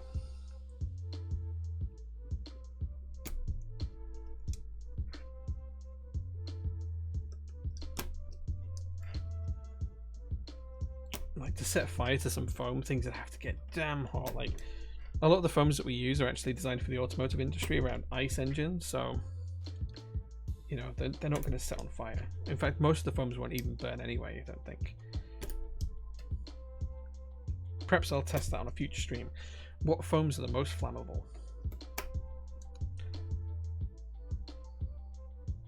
ESD hasn't anything to do with fire protection, no. But like, if you have something that's going to short out, the only risk you have for fire is if something shorts out. But ESD's protection is going to stop anything shorting out, so therefore it's going to be stopping the fire itself.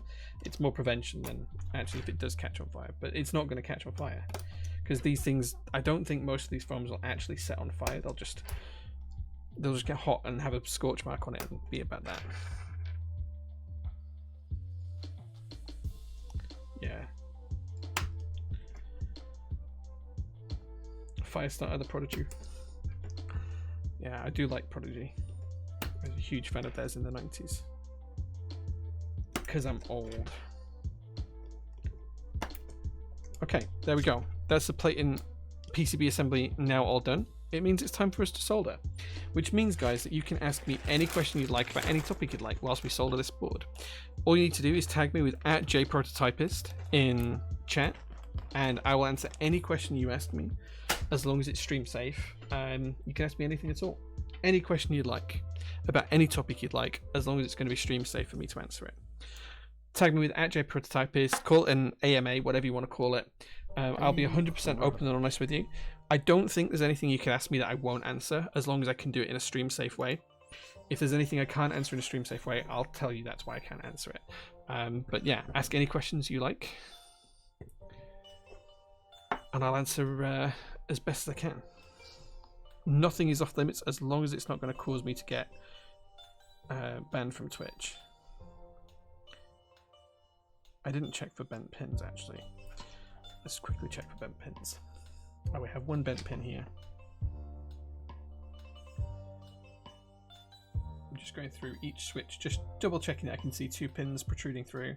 I think we only have one that's got bent pins so far. Oh, we've got two where I bent pins.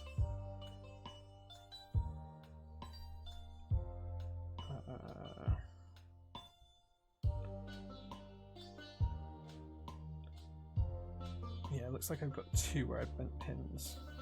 Let's quickly fix those before we carry on soldering. Give you guys another minute or 2 to get your questions in as well.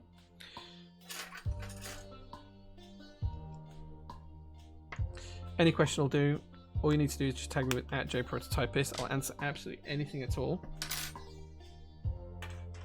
Just make sure it's something I can answer in a stream safe way.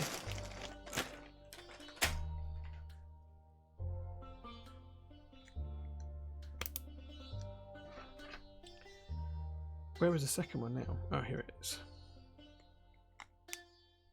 So all I'm doing is just pulling the switches that are afflicted out. And we'll just pop some new switches in. Just so we don't have to worry about the bent pins haunting us. Okay, good to go. Right, now we can carry on with the soldering. Let's see what questions you've asked. Thank you for the tip. You are welcome. Stone Cold doesn't tag me, but he asks me views on the Anubis and Mink switches. I really like the Anubis as tactiles. I haven't used the Minks in a build personally for a while, so I wouldn't have anything I can comment on those other than I don't think they're a bad switch, because I don't think we stock any switches that are objectively bad. But the Anubis is, if you like tactiles, they're a solid option.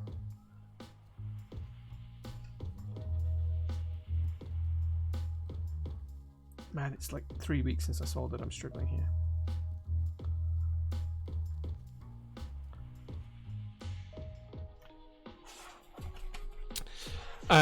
What makes me feel loved, says Tinkertronic?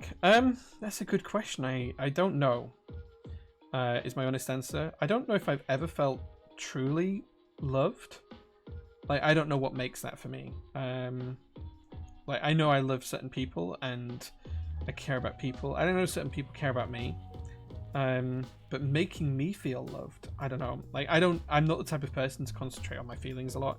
I tend to concentrate on how others feel about how I interact with them, rather than necessarily concentrating on my personal feelings. I'm very hyper aware that this is not how most people are. But yeah, I don't think I know what makes me feel loved. It's a good question. Perhaps that's something I need to ask myself. Something I need to work on myself, because I really don't know. I really don't know what makes me feel loved. It's nice when people spend time with me. It's nice when people are interested in things I'm interested in, but I don't know if there's anything that's ever made me think, huh, yeah, that makes me feel loved. I don't know if there's anything in my life that's ever made me feel like that.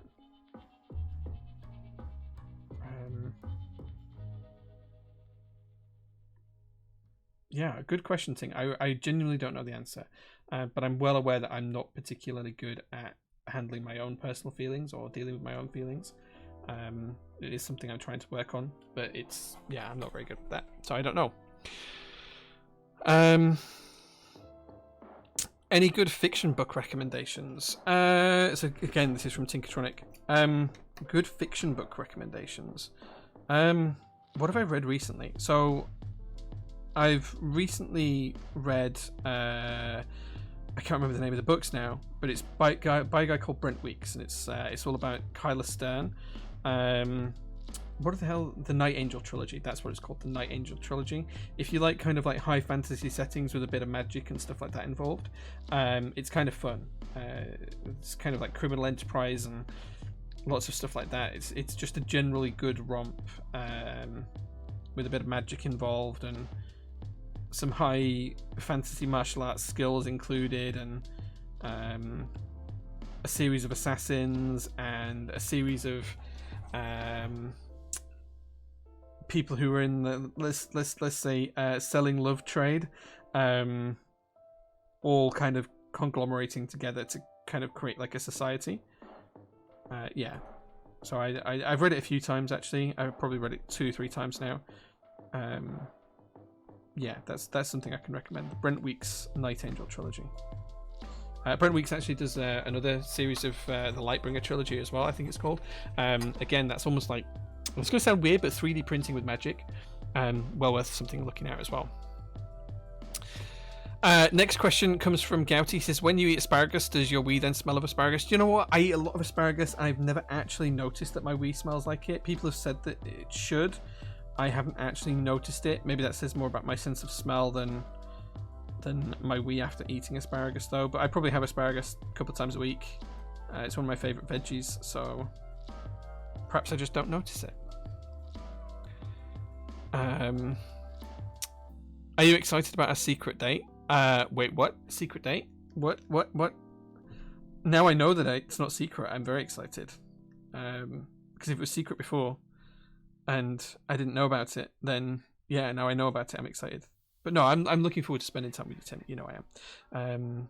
Tim and I are having a little get together in Germany soon for some super cool stuff. Can't share any more details just yet, but it's happening very soon, next month in fact. So maybe something you want to watch out for.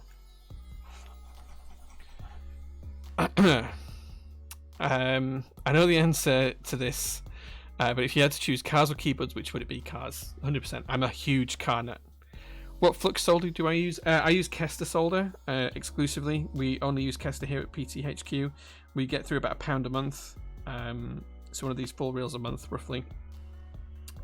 About half a kilo of solder every month, because we do a lot of soldering.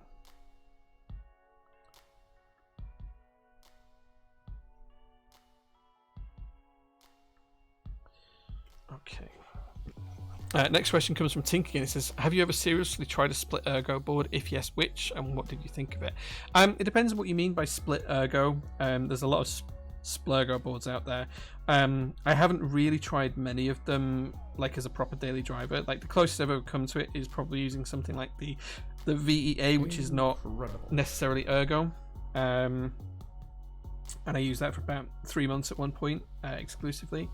I have had a ton of split ergos, but I've never really managed to capitalize on using one permanently. No, or like for more than like an hour at a time. Like I just get so frustrated with stuff if I can't instantly use it. Yeah, I'm not particularly good when it comes to learning new typing skills. Let's put it that way.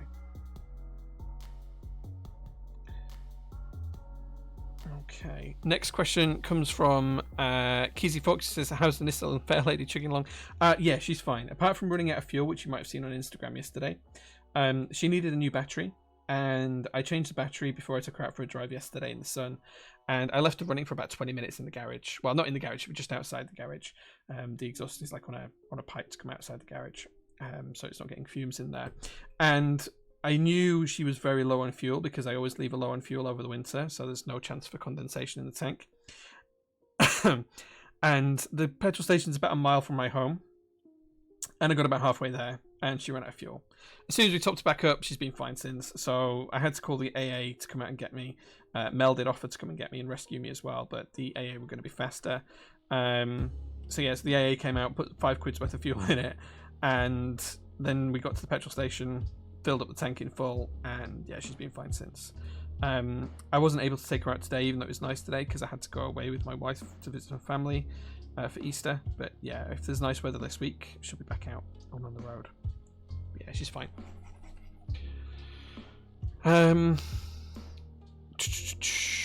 What's your personal favorite keyboard form factor? A while back I would have said 65%. These days I think it's going to be a TKL, which kind of surprises me because I didn't used to like a TKL about 4 or 5 years ago. Yeah, so I think TKL is probably my favorite form factor now. TKL with a numpad is what I use day to day at my actual work desk just over there. What music do I listen to mostly? Lots of it is kind of a bit of an eclectic mix, to be honest, but most of it is kind of like late 90s, early 2000s, punk, rock, alternative, indie, that kind of stuff. Like the end of the new metal era and the start of the emo era is kind of like what I used to listen to a lot. I still do listen to that a lot. Yeah, I have a bit of a soft spot for gimmick bands. So if you guys know of the Midnight Beast, they're a gimmick rap band, like rock rap band from London. I think they're amazing. They used to have a TV show a long time ago. I don't even know if they're still running, to be honest, but yeah, stuff like that. Mindless Self-Indulgence, another favourite. Yeah, and then everything like Foo Fighters, System of a Down, that kind of thing as well.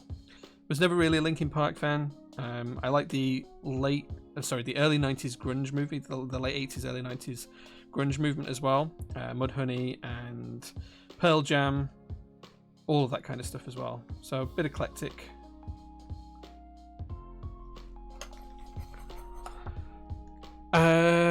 Did you do an egg hunt at the workshop before you broke for Easter? We didn't, no, because I'm boring and didn't do that. Will there be a J0 Mini in the future? No plans at the moment, Lazy Keiko, but maybe one day. Do you enjoy dill? Yeah, I like dill. A little bit of dill mustard's fine.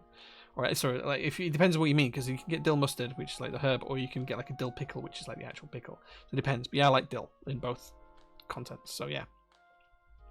I hear Fix It Duck is also a great book. I haven't read that. Don't know what that is. What's your favorite way to have scrambled eggs? Scrambled eggs on toast is probably my favorite way to have them. But no, I like them quite soft and runny. I don't like it if they're too dry. So the Gordon Ramsay method is pretty much my go-to if I'm having scrambled eggs. There's a little cafe just around the corner from the Prototypist workshop where I am now, and they do the most amazing scrambled eggs there. They're really good. Very much in the Gordon Ramsay style. I'm a huge fan.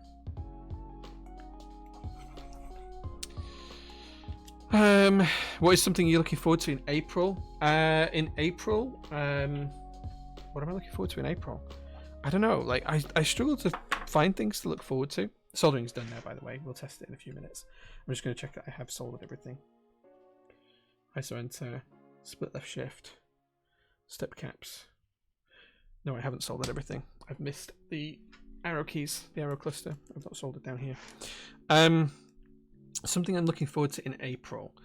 I don't know. Like, there are a few things I'm a little bit looking forward to. I'm hopefully going to be buying a new daily driver car this month. I'm kind of looking forward to that. I'm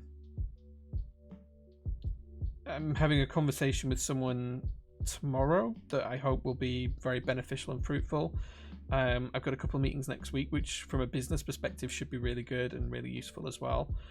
I feel like that's the leading question. Like, you're expecting me to have a certain answer, but I know you guys aren't coming to visit this month, so it's going to be next month when I see you guys. So I can't answer that yet. Right. Okay. So there we go. That's those switches soldered now, so we should be good.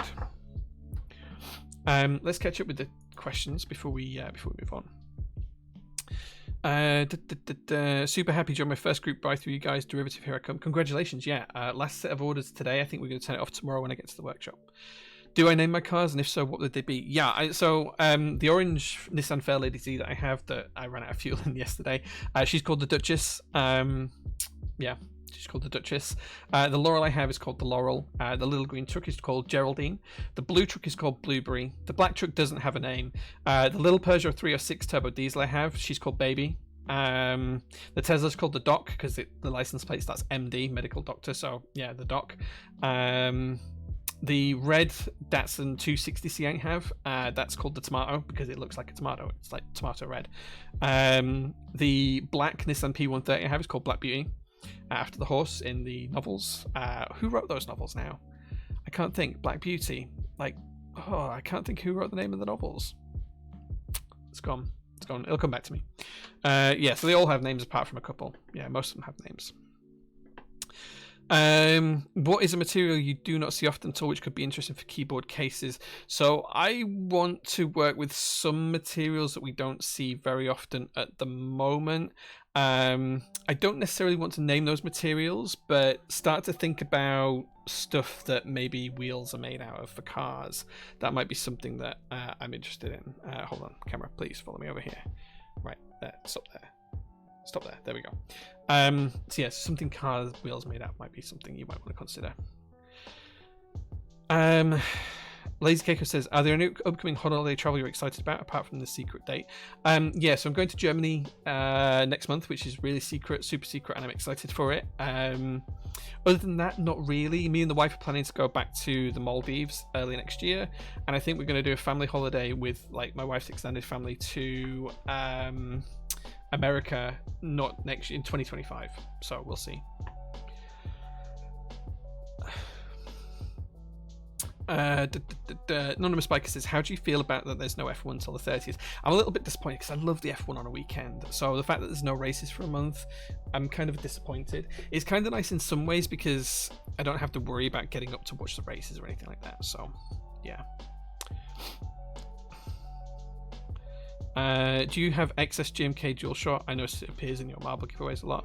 I don't know what you mean by excess, Akela. I don't know what you mean. Like, we have the amount I anticipated to stock, so I don't know what you mean by excess. Replacing the Tesla is daily. So I don't drive the Tesla. My wife drives that. I have not, apart from today when we're going away together, like on a day-to-day basis, I don't drive it at all. I only drive it if we're going somewhere together. So, yeah.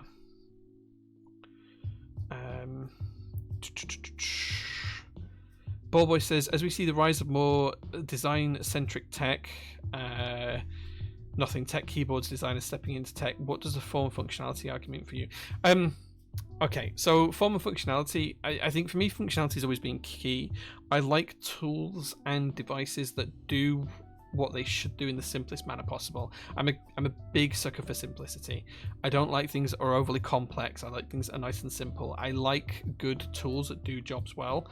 So I like things that are sleek, understated, not too flashy, things that do the job in the right way. That's why I like TKLs and keyboards that don't have too many bells and whistles. But then at the same time, I love things that are just overly ostentatious, like the Matrix boards, because they just do something a little bit different. So I don't think I have a set answer to that. Yeah, the camera auto moves. Yeah, the camera auto moves. Yeah. Do you ever take the motors to Bicester Heritage? No, Bicester's a long way from me. I don't know where Bicester is, but I feel like that's a long way from me because I'm based in Bradford. Anna Sewell. Yes, that's it. Yes. Did you have to Google that, Pokemon Kid? I would have got there in the end, but yes, you're right. You're right. Peak keyboard when so Peak's an interesting material. We've done some small bits with it in the past. Actually, we actually looked at making some gasket kind of chips out of it at one point. Well, not for gasket, more for like compression of gaskets. It didn't work as we expected it to, but it's an interesting material. Yeah, I don't think it's something that will be done like mainstream because it's just a difficult material to work with. Wood's been done but can be temperamental. Yeah, like loads of people do wood. We've actually considered doing mid-wood pieces for the JO2. Mode Designs do it, and one of the secret meetings I have this week is with Mode about bringing their stuff to the UK, but I can't talk about it, so pretend I didn't say anything. Yeah. Why you were so pumped for the Tesla? How does the drive feel? I know your other cars are a bit of a different ride. Yeah, so I like vintage cars more than modern cars. The Tesla's fine, and for 90% of people, for 90% of journeys, electric is absolutely the future. I'm 100% convinced of that. But I'm a petrol head at heart, and whilst the Tesla's fast, it's just a bit too clinical, it's just a bit too safe, it's just a bit too standard for someone who's a petrol head like me. Like, I just need something with an aggressive engine that I can thrash and be in control of. It's not just a whoosh on off. Like, the only control you've got in a Tesla is like speed and stop and steer. That's about it. Being in control of a manual driven petrol car is a little bit different because you can control the revs that the engine are at, you can control the turbo boost, you can control the amount of lag you're getting, you can get the car to do different things and behave in different ways depending on how you input into them, and you don't get that with electric.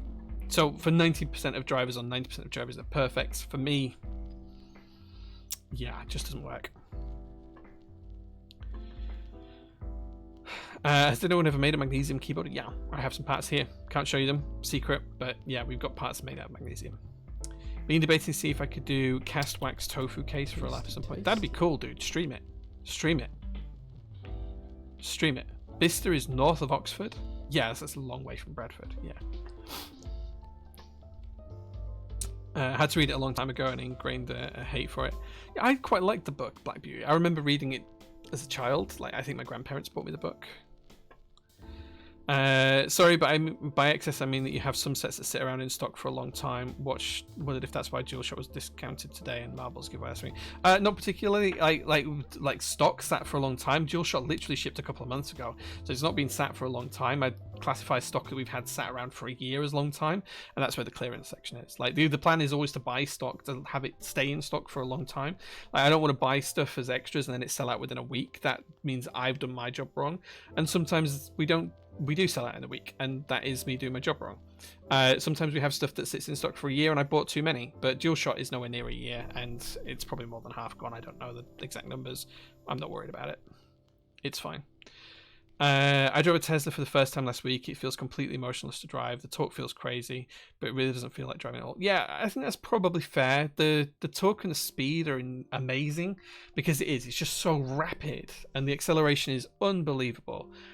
But the driving experience leaves a lot to be desired. And for people who don't enjoy driving, it's perfect. For people who don't really care about driving, it's perfect. For people who love to drive, it's just a bit too clinical and a bit too boring.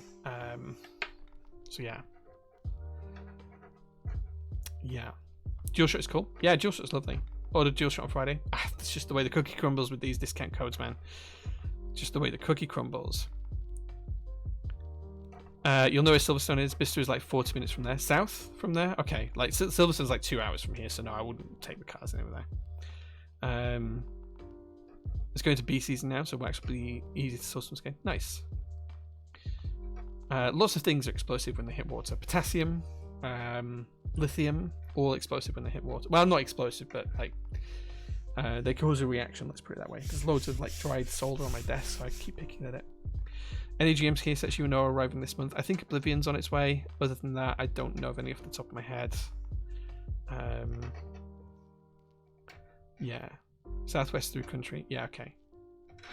Cool. Okay, so next job is now we finish the soldering and you guys have asked all the questions. It's time to put the keyboard together. And then we can pop some keycaps on it and we can see how that goes. So let's pop the case over here. Gonna need to undo the case now, so I'm gonna flip the board over. And we've got some screws to take out. I think we're gonna need this size. Yeah, that's the right one.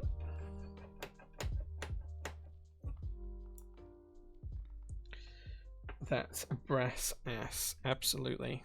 Adam. Nice big chunky brass base there.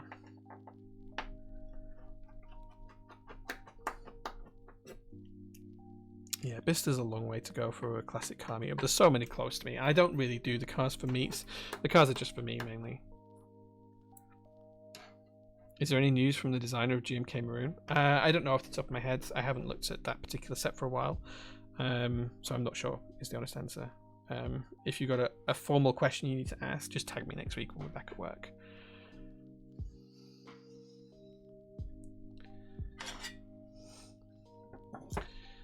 That's the case taken apart. Now the cool thing about these matrix boards is you can have the USB either side. We are going to keep it this side just because that's nice. Let's take this foam out so you can see. So you've got like a USB slot here, daughterboard slot there, daughterboard slot there, so you can actually flip the sides over and you can just flip this bar over here, this whole bar, this side, you can see the seam just ahead. You can just turn that around and have it come out both sides or alternate sides.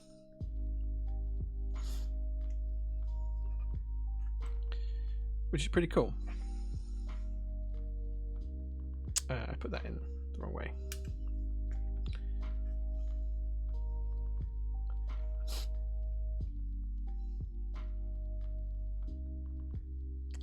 There we go. Okay, now we are gonna, as I say, top mount this. So we're gonna flip the top case over.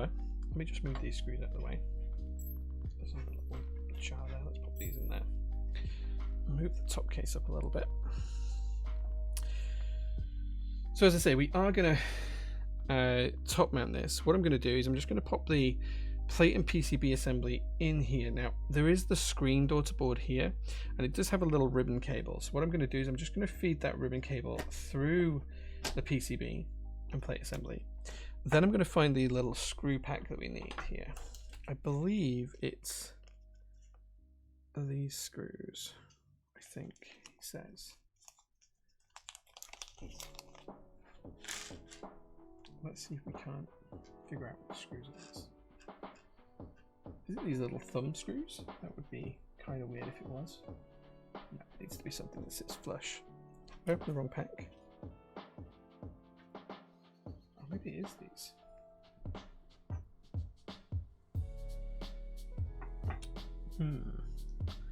I think we actually have to put the gaskets on. Did the board come with some little tools too? No, the board does not come with tools. So what I actually think happens here is the board needs to sit a little bit higher up. So I think we actually need to put the gaskets on the case to sit the board on and then screw the screws in, because these screws I think are the ones for the top mount. And you can see they've got like a long standoff part before they're threaded. You need the socks. You need the screw socks. I don't have the screw socks. I don't have the screw socks. I don't have any screw socks. Okay, well I guess we're gasket mounting this then because I don't have any screw socks. Do you know of a branch of QMK with support for rotary encoders? There's quite a few. You're best off asking on the QMK server, to be honest, for that.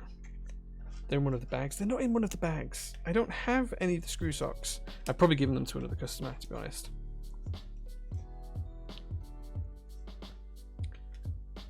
You can let the plate assembly rest on the shouldered bolt head. Oh, okay, yeah, I see what you mean. Yeah, okay. So like the bolt head's gonna go through. Yeah, okay. It's gonna sit like that. Yeah. I think I probably sent you, I probably gave you mine, Jenga. I probably sent you the ones from my personal board. And I haven't had the replacements from Thingy yet. Okay. I think that's probably what happened. Because I generally do just give my personal bits away first. I think what we're just going to do is just gasket mount this, because it's just going to be a little bit easier. Now I am going to put the gaskets into the onto the plate and PCB assembly. Actually, I'm not going to put them in the board. I was going to put them in the case, but we'll just gasket mount it. We'll just gasket mount it. It's easier.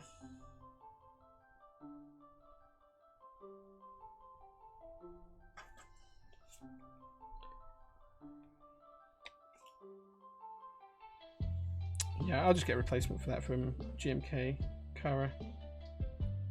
Like, I think when you wanted that, we just didn't have it in stock, so yeah, it's just easier to give away. If I've got something that's personal of mine, it's just easier to give away that one rather than wait for the companies we work with to replace them. If I have it, like if I don't have it personally, obviously we have to wait for the replacements. But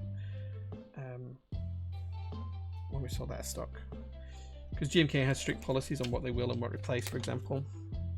I'm just going to pop that there for a second, just so you guys can see a little bit better. So all I'm doing is just popping the gaskets in place.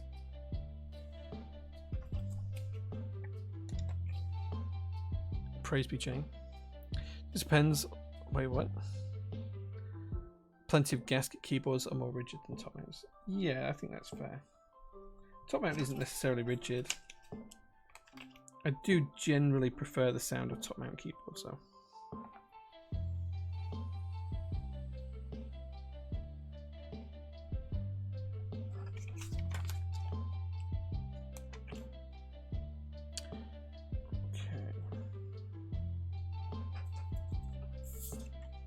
We're not going to press these too firm onto the plate and PCB assembly, because when we close the board up, that's going to create the pressure that's going to stick these on firmer. So we're just gently resting them basically.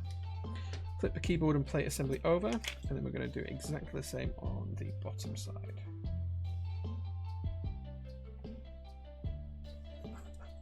Which is nice, yeah.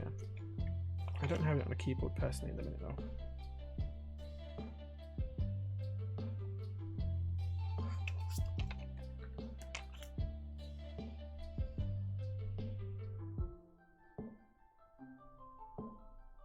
I think a lot of the GMK sets that are designed around IDE themes are pretty good.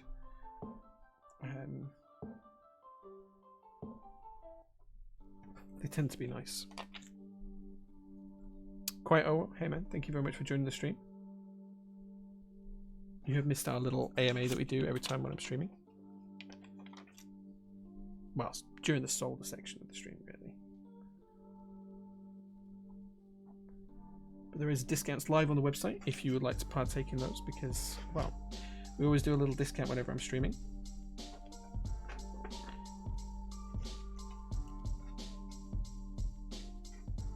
I'm just tucking the foam back in on the mid layer here. There we go.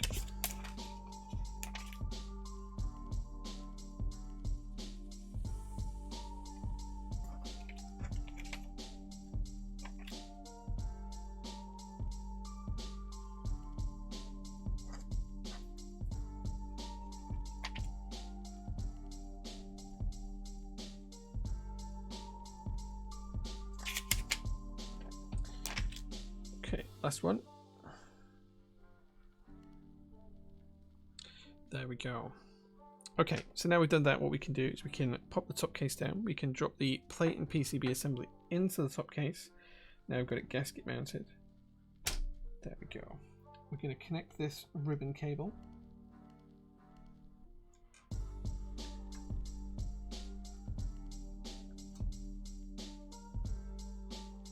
this as last week with the ribbon cable. We did absolutely terribly. Oh wait, don't tell me we've done something wrong here. We soldered something wrong. That just doesn't want to close down. Okay, no, that's good. So all I'm trying to do is pop the ribbon cable into the correct slot on the PCB here. So I'm just using some tweezers to help with that. Come on now, you will go in.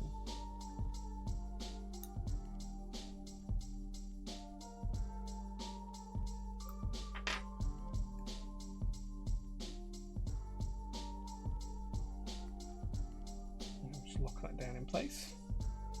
That's the ribbon cable, all nicely fitted. And that just gives us that front LED screen. Okay, now we've got this in place. The next job we can do is we can connect the USB port.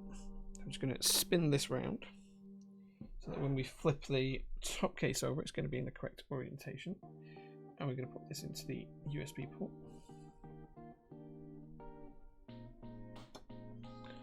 And then as we flip this over, we can make sure it all lays down nice and flat and smooth. A little bit of dust on the board here.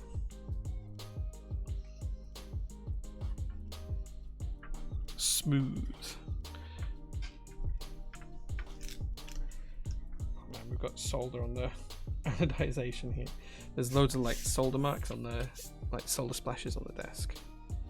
So now we've done that, I'm going to flip this over and then we're going to get the 4 screws. I'm going to pop them in each corner. We're going to go diametrically opposed. We're going to screw the first corner down. And then we're going to come back diametrically opposed across to this corner. Now, because this keyboard only uses 4 screws, we might need to use a force break mode on this at some point. We'll see how that goes.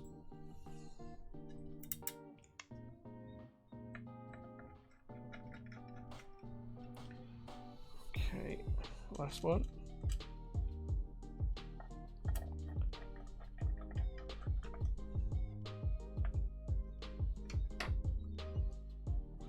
And there we go. That is the board all nicely soldered together. Let's give this a test and make sure it all works. So I'm just going to load up Switch Hitter. You should be able to see that on the screen now. I'm going to steal the USB cable from my other keyboard. Just going to plug that in.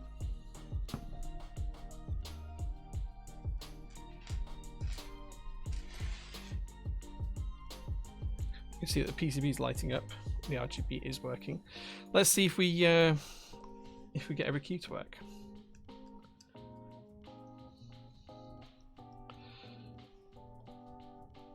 F12 isn't working at the minute.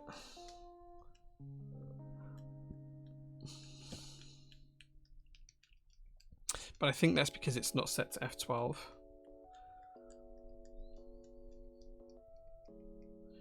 Everything looks good. I think it's actually set to something else, so it is working because it popped up and gave me a little prompt. Okay, so did we not solder that switch? Or is it just not working because we need to program it? I think it's going to be fine. Everything else is working good. Oh, pause isn't working. No, pause is working. Oh. Pause did work, and now it doesn't want to. Okay, fix is working now. Okay, F12 is definitely working. And the only question is whether the left split shift is working, which I think is going to be fine. So I'm pretty confident we're going to be good with that. Probably just needs reprogramming. So there we go.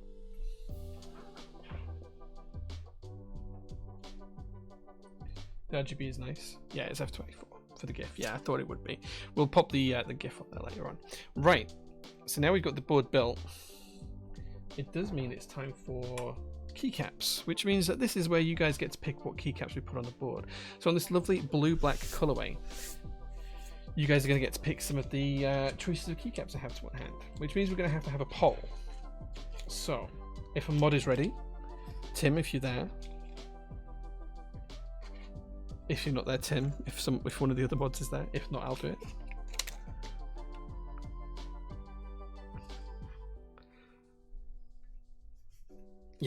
Okay, Tim's not around. So let me get a poll ready and I'll show you guys which keycaps we've got.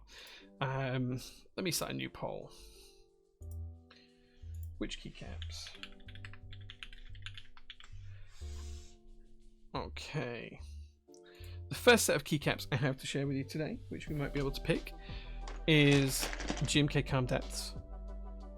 That's the first option. Dark blues, greys, teals. Could work really nicely with this blue board.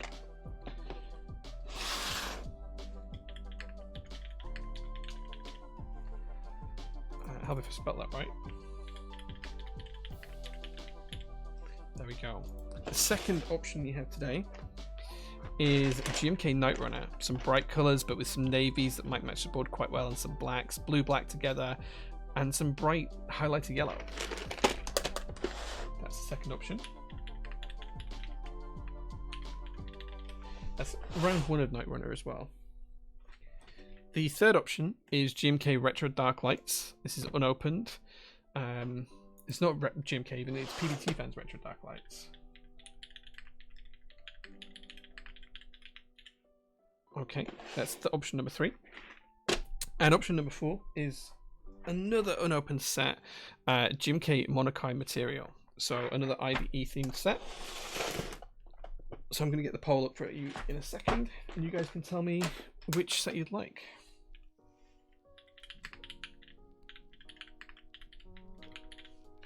Let me set that poll live. Okay, poll is live. You should see it at the top of chat in just a couple of seconds.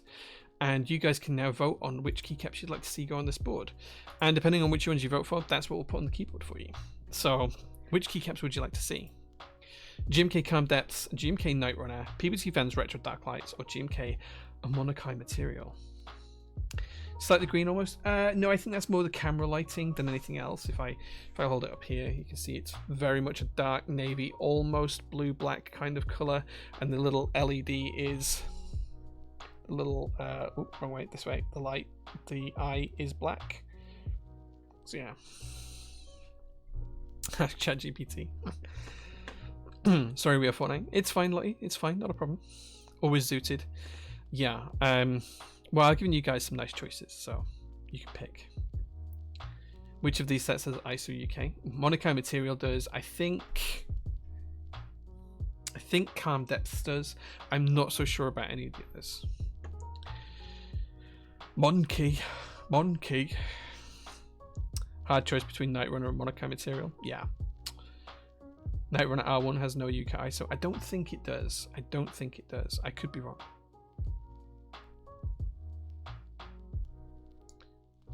Retro Dark Lights does if you have it. I don't personally own a set of the Retro Dark Lights, not a set. Calm Depths definitely does, yeah.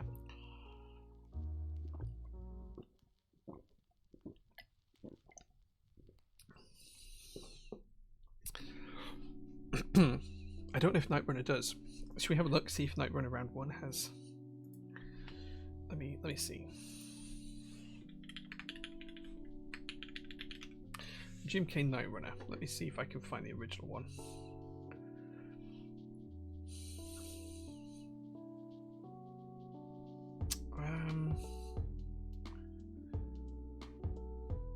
Okay, so the original ran on the Key Company, and it does not have UK ISO in base. It does have it has semi UK ISO, so it doesn't have the number keys, but it does have the correct row 3 keys and row 4 keys. But it does not have the correct number keys. So there you go.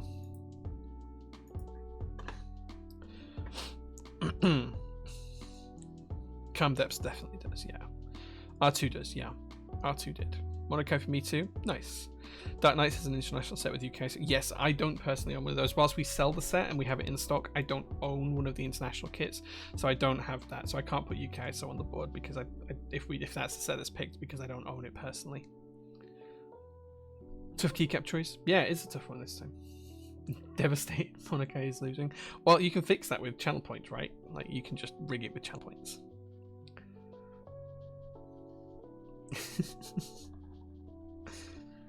I was hoping that Calm Depths was going to win, and like no one's voted for that, so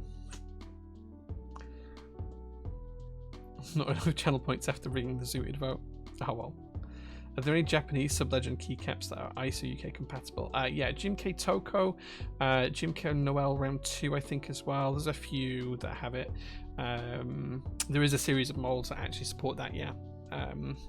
Look for Agila sets, Agilr. He's a great designer. Yeah. Jim K Toko is pretty cool, though. I have that. But it won't work on this board because it has green bits in it and just wouldn't work very well.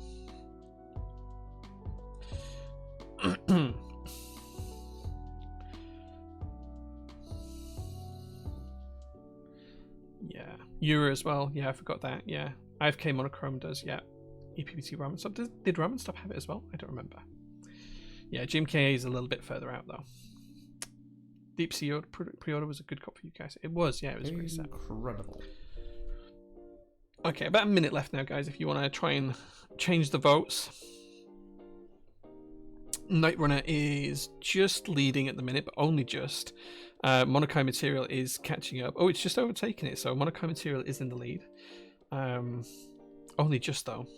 Only just. There's like 2 votes in it, so we'll see. Rig the votes. Yeah, well, you can use your channel points to like change the outcome here if you want. So you've got like 30 seconds to use your channel points if you want to.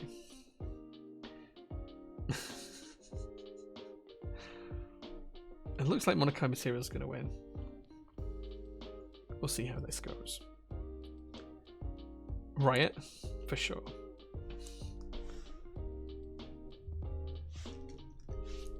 Rig that. I don't think anyone's going to rig it. It's really close though. 60 to 65 Monokai Material. There you go. So the only downside to this is I'm going to have to actually zoom out the camera a little bit so you guys can see what I'm putting on. We don't need you. You can go to there. Keyboard can go here. Right. Let's see if we can't use these flush cutters to open this.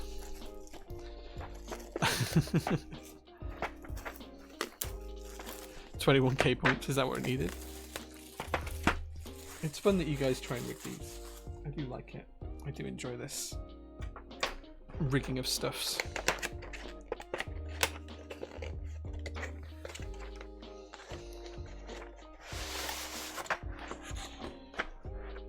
And here we go. This is going to look really nice. Look, this is going to work really, really well.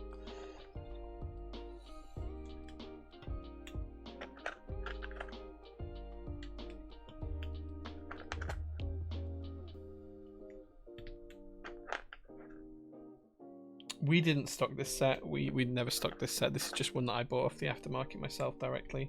Well, I actually bought it from a friend who bought it from Oblo. So yeah.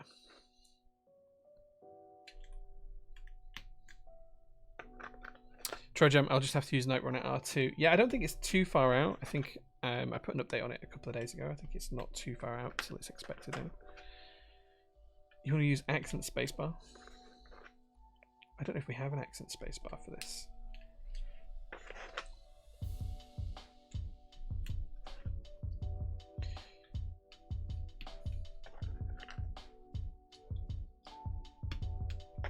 I do like the legends on here though. I don't need that one. I'm grabbing that.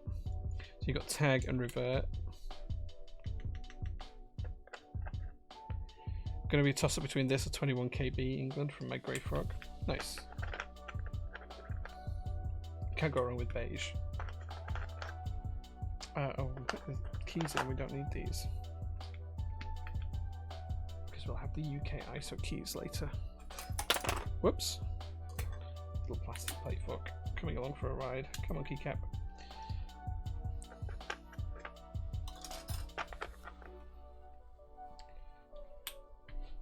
This is gonna look really clean. Yeah, it looks great already. Attack of the plate, folks. For sure.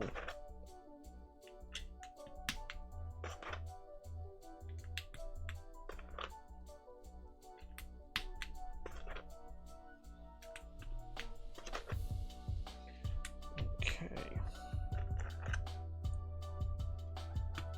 It is a really nice set, is this actually? It's absolutely lovely. It's not quite as good as Oblivion in my head, but it's nice. I think the Oblivion with the Haragama alphas is just probably the best of the IDE themed ones for me.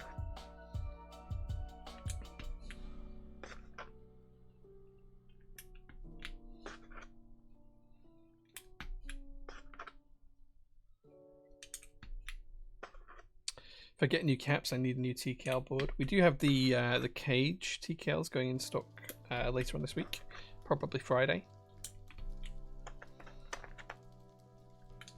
Okay, this works really well on this board. It looks great.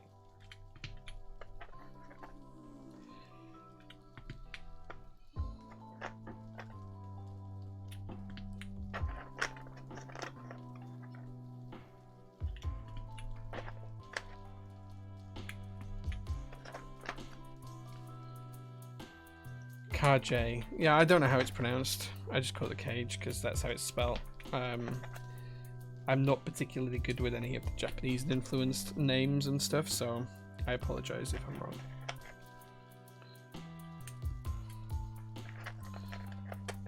Any chance of PT stocking Geon black switches? I know you said you were reluctant to have even more switches, but there seems to be a decent demand. Yeah, I said on MK UK the other day that we do have some on order. The order's not fully submitted yet, but those are included, so...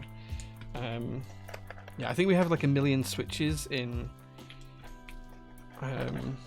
stock right now, like across all of the different switches, like in the tubs that we have. So like I'm keen to not have too many new different switches coming on board when we've still got so many switches in the workshop that I need to get out. But yeah, that is what it is.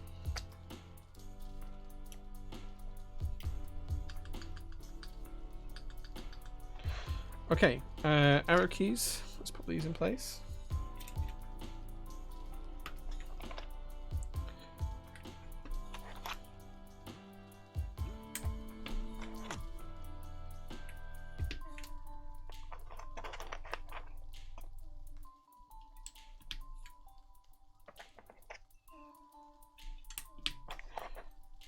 Okay.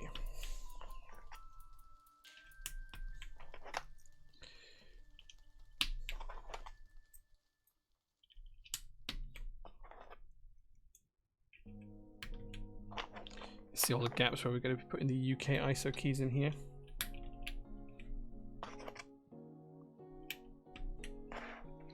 Second tray.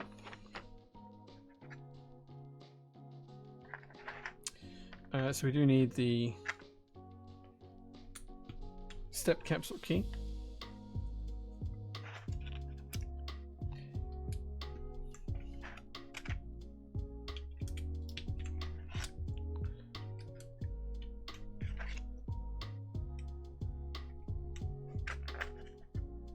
Oh no, my enter key has it. Oh no, it doesn't.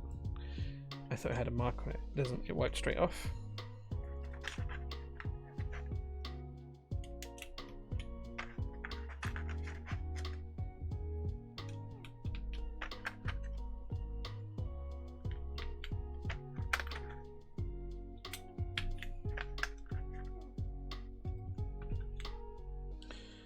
Okay. Where's the short shift then? The 1.25U shift. There it is. Okay. Oh, we're missing the... There we go. And then the final key is the space bar. Yeah, Oblivion's not too far out now.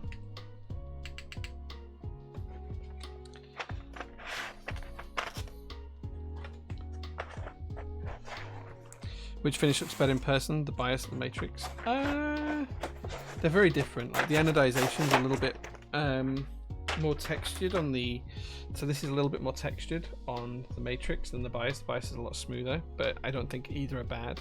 It just depends on what you prefer. Like, let's zoom in and show you guys what this looks. Look how good this looks. Look how good this has come out. Okay, we zoomed in a little bit too far there. Blue-grey with the GMK keycaps on.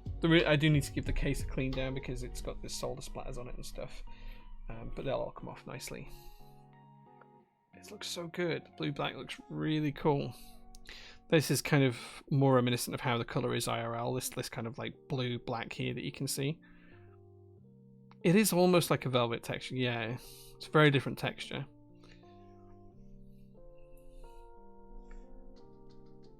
The eye looks cool as well. What's going on with the C key? Oh, it's just a little bit of dirt, that's all. There you go.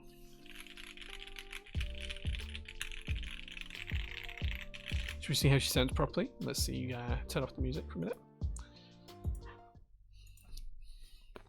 We'll drop the mic in a little bit closer.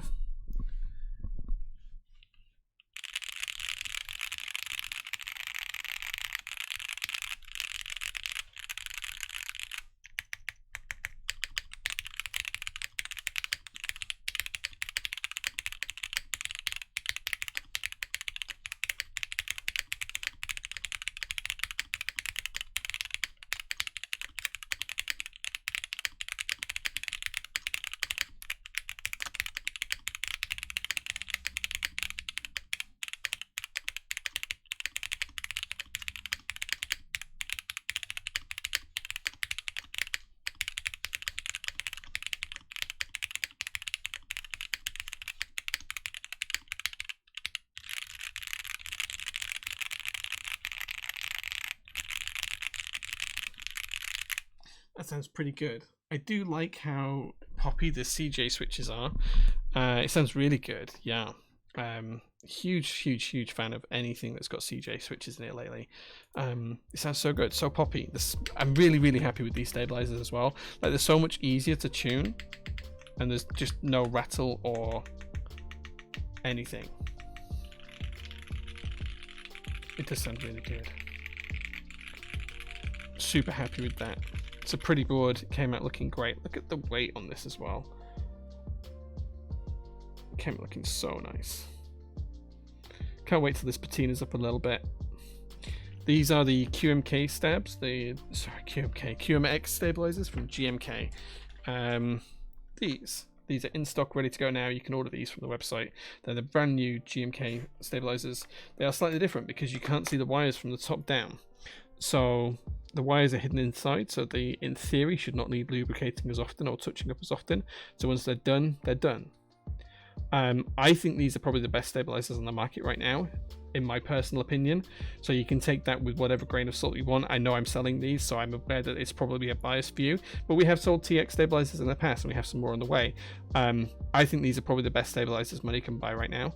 I'd be tempted, if money was no object, to pair them with the Owl Labs wires and use these stabilizers with the Owl Labs wires. That's probably what I'd do. But I'm pretty happy with them. I think they're pretty solid stabilizers. Yeah, we're going to have a few more TX stabilizers in stock as well. We've sold them in the past, and then we were asked by other vendors to not sell them for a little bit, but we're going to stock them anyway now. It's been like a year since we had some in stock, so we're going to have some and get them in stock now. So good. This board sounds so good. I'm so happy with it. I am going to put the SPC logo on here. Chris was kind enough, Blackbrook was kind enough to send me the little GIF that he made for the screen. So I'll get that installed and I'll share some pictures on Instagram this week. But I'm looking pretty much forward to that. Right, okay. Should we give away a set of the stabilizers? Would you guys like to do that? We can play a quick game of marbles and we'll give away a set of these GMK stabilizers. We'll ship them anywhere in the world. We'll cover the cost of the product and shipping. You just have to pay any import duties wherever you're based. That's the only thing we can't cover for giveaways. You made that wonderful little spaceship. Okay, thank you, Tim. I appreciate that. Let me load marbles up. It'll take me just a second to get Steam going.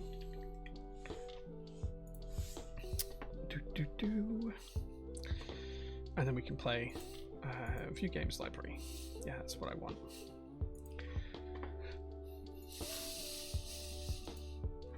Okay. You should be able to see in a second when it loads. You will be able, I promise you, in a second you'll be able to see marbles. Can you guys see it yet? Why is it not showing for you? Oh, there you go. There you go. You can now see marbles. This is what we're going to play. The winner, we're just going to do one race. The winner is going to be whoever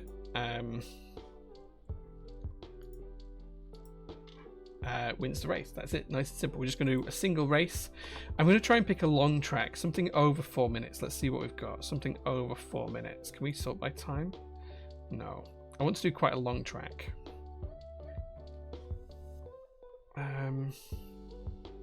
4 minutes 25 there. 5 minutes and 3. Let's do a circuit. Sounds a bit boring. Let's do the saber. 4 minutes and 25 seconds on average. We're gonna do this as viewers. So let's click on race, and the winner of this is gonna win a set of QMX stabilizers shipped to anywhere in the world. We'll ship them anywhere you need. You just have to pay your import duties on them. So !play will get you into chat. You can see people are already in there. I'll drop myself in as well, because why not? Why shouldn't I have a chance to win these stabilizers? I won't. Like, if I win, like, I'll just give it to second place. We'll give you guys a second to join in. We'll ship them anywhere in the world. I'm gonna need a keyboard. Let me drag this over. There we go. !play gets you in the chat, gets you in the game, guys, and we will see if any of you win the stabilizers. Well, one of you will win. Like, whoever takes the shortest time to complete the course will win. 3 laps of this racetrack. Tasty, tasty. Haribo Egg, thank you so much for the subscription. I really appreciate that. Thank you so much. 5 months of subs now. There's 150 of you watching, but we've only got 73 in the race. So I'm going to give you guys 20 seconds left. If you're not in it, you can't win it. So you've got 20 seconds from now to join the race.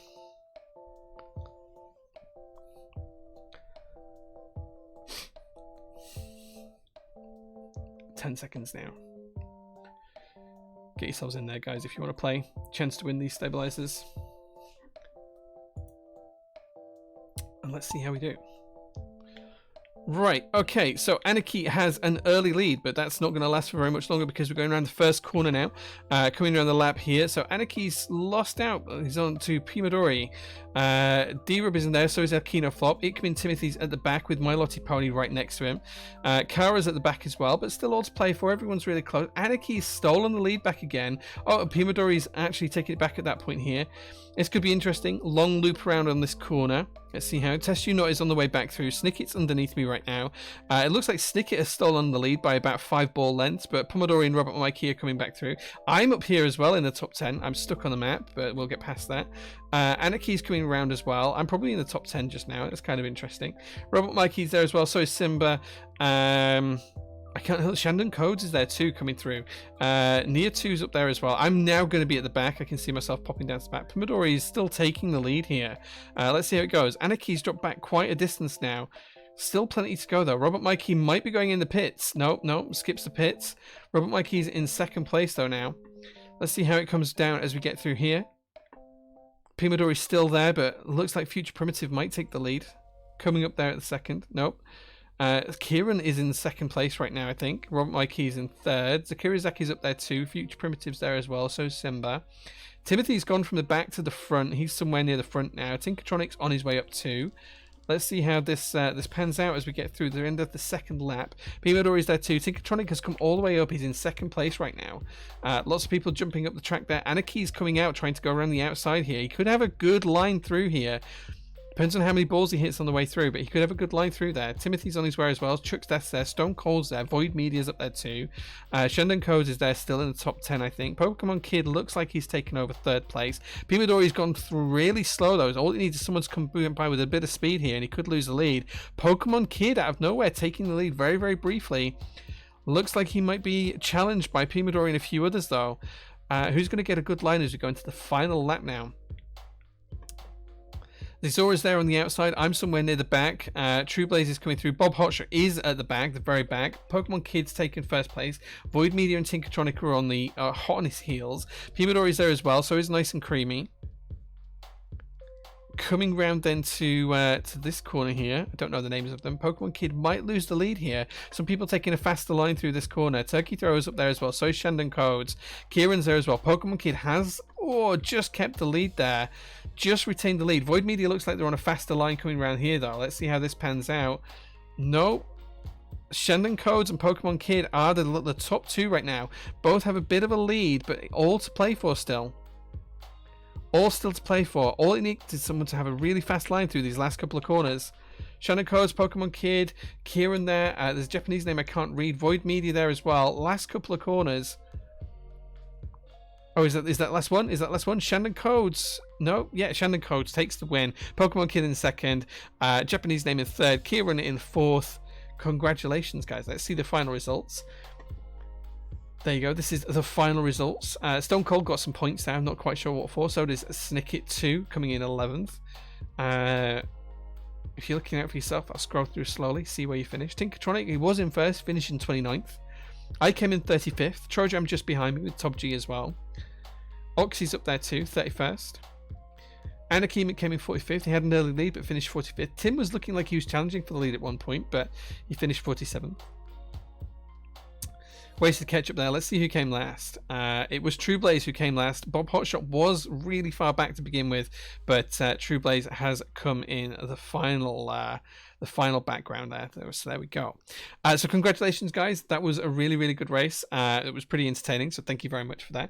If you just want to reach out to Ickbin Timothy, Shannon Codes, drop him a message. He'll send your details on to me. I'll get your prize shipped out this week. It'll probably be Thursday or Friday.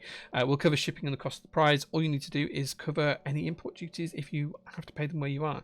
We pay them for the UK, but we can't pay them for anywhere else. From 4th to 53rd. That's how it happens sometimes. That's the way the marbles go. Just how they roll. Geekier says whoop whoop. Congratulations.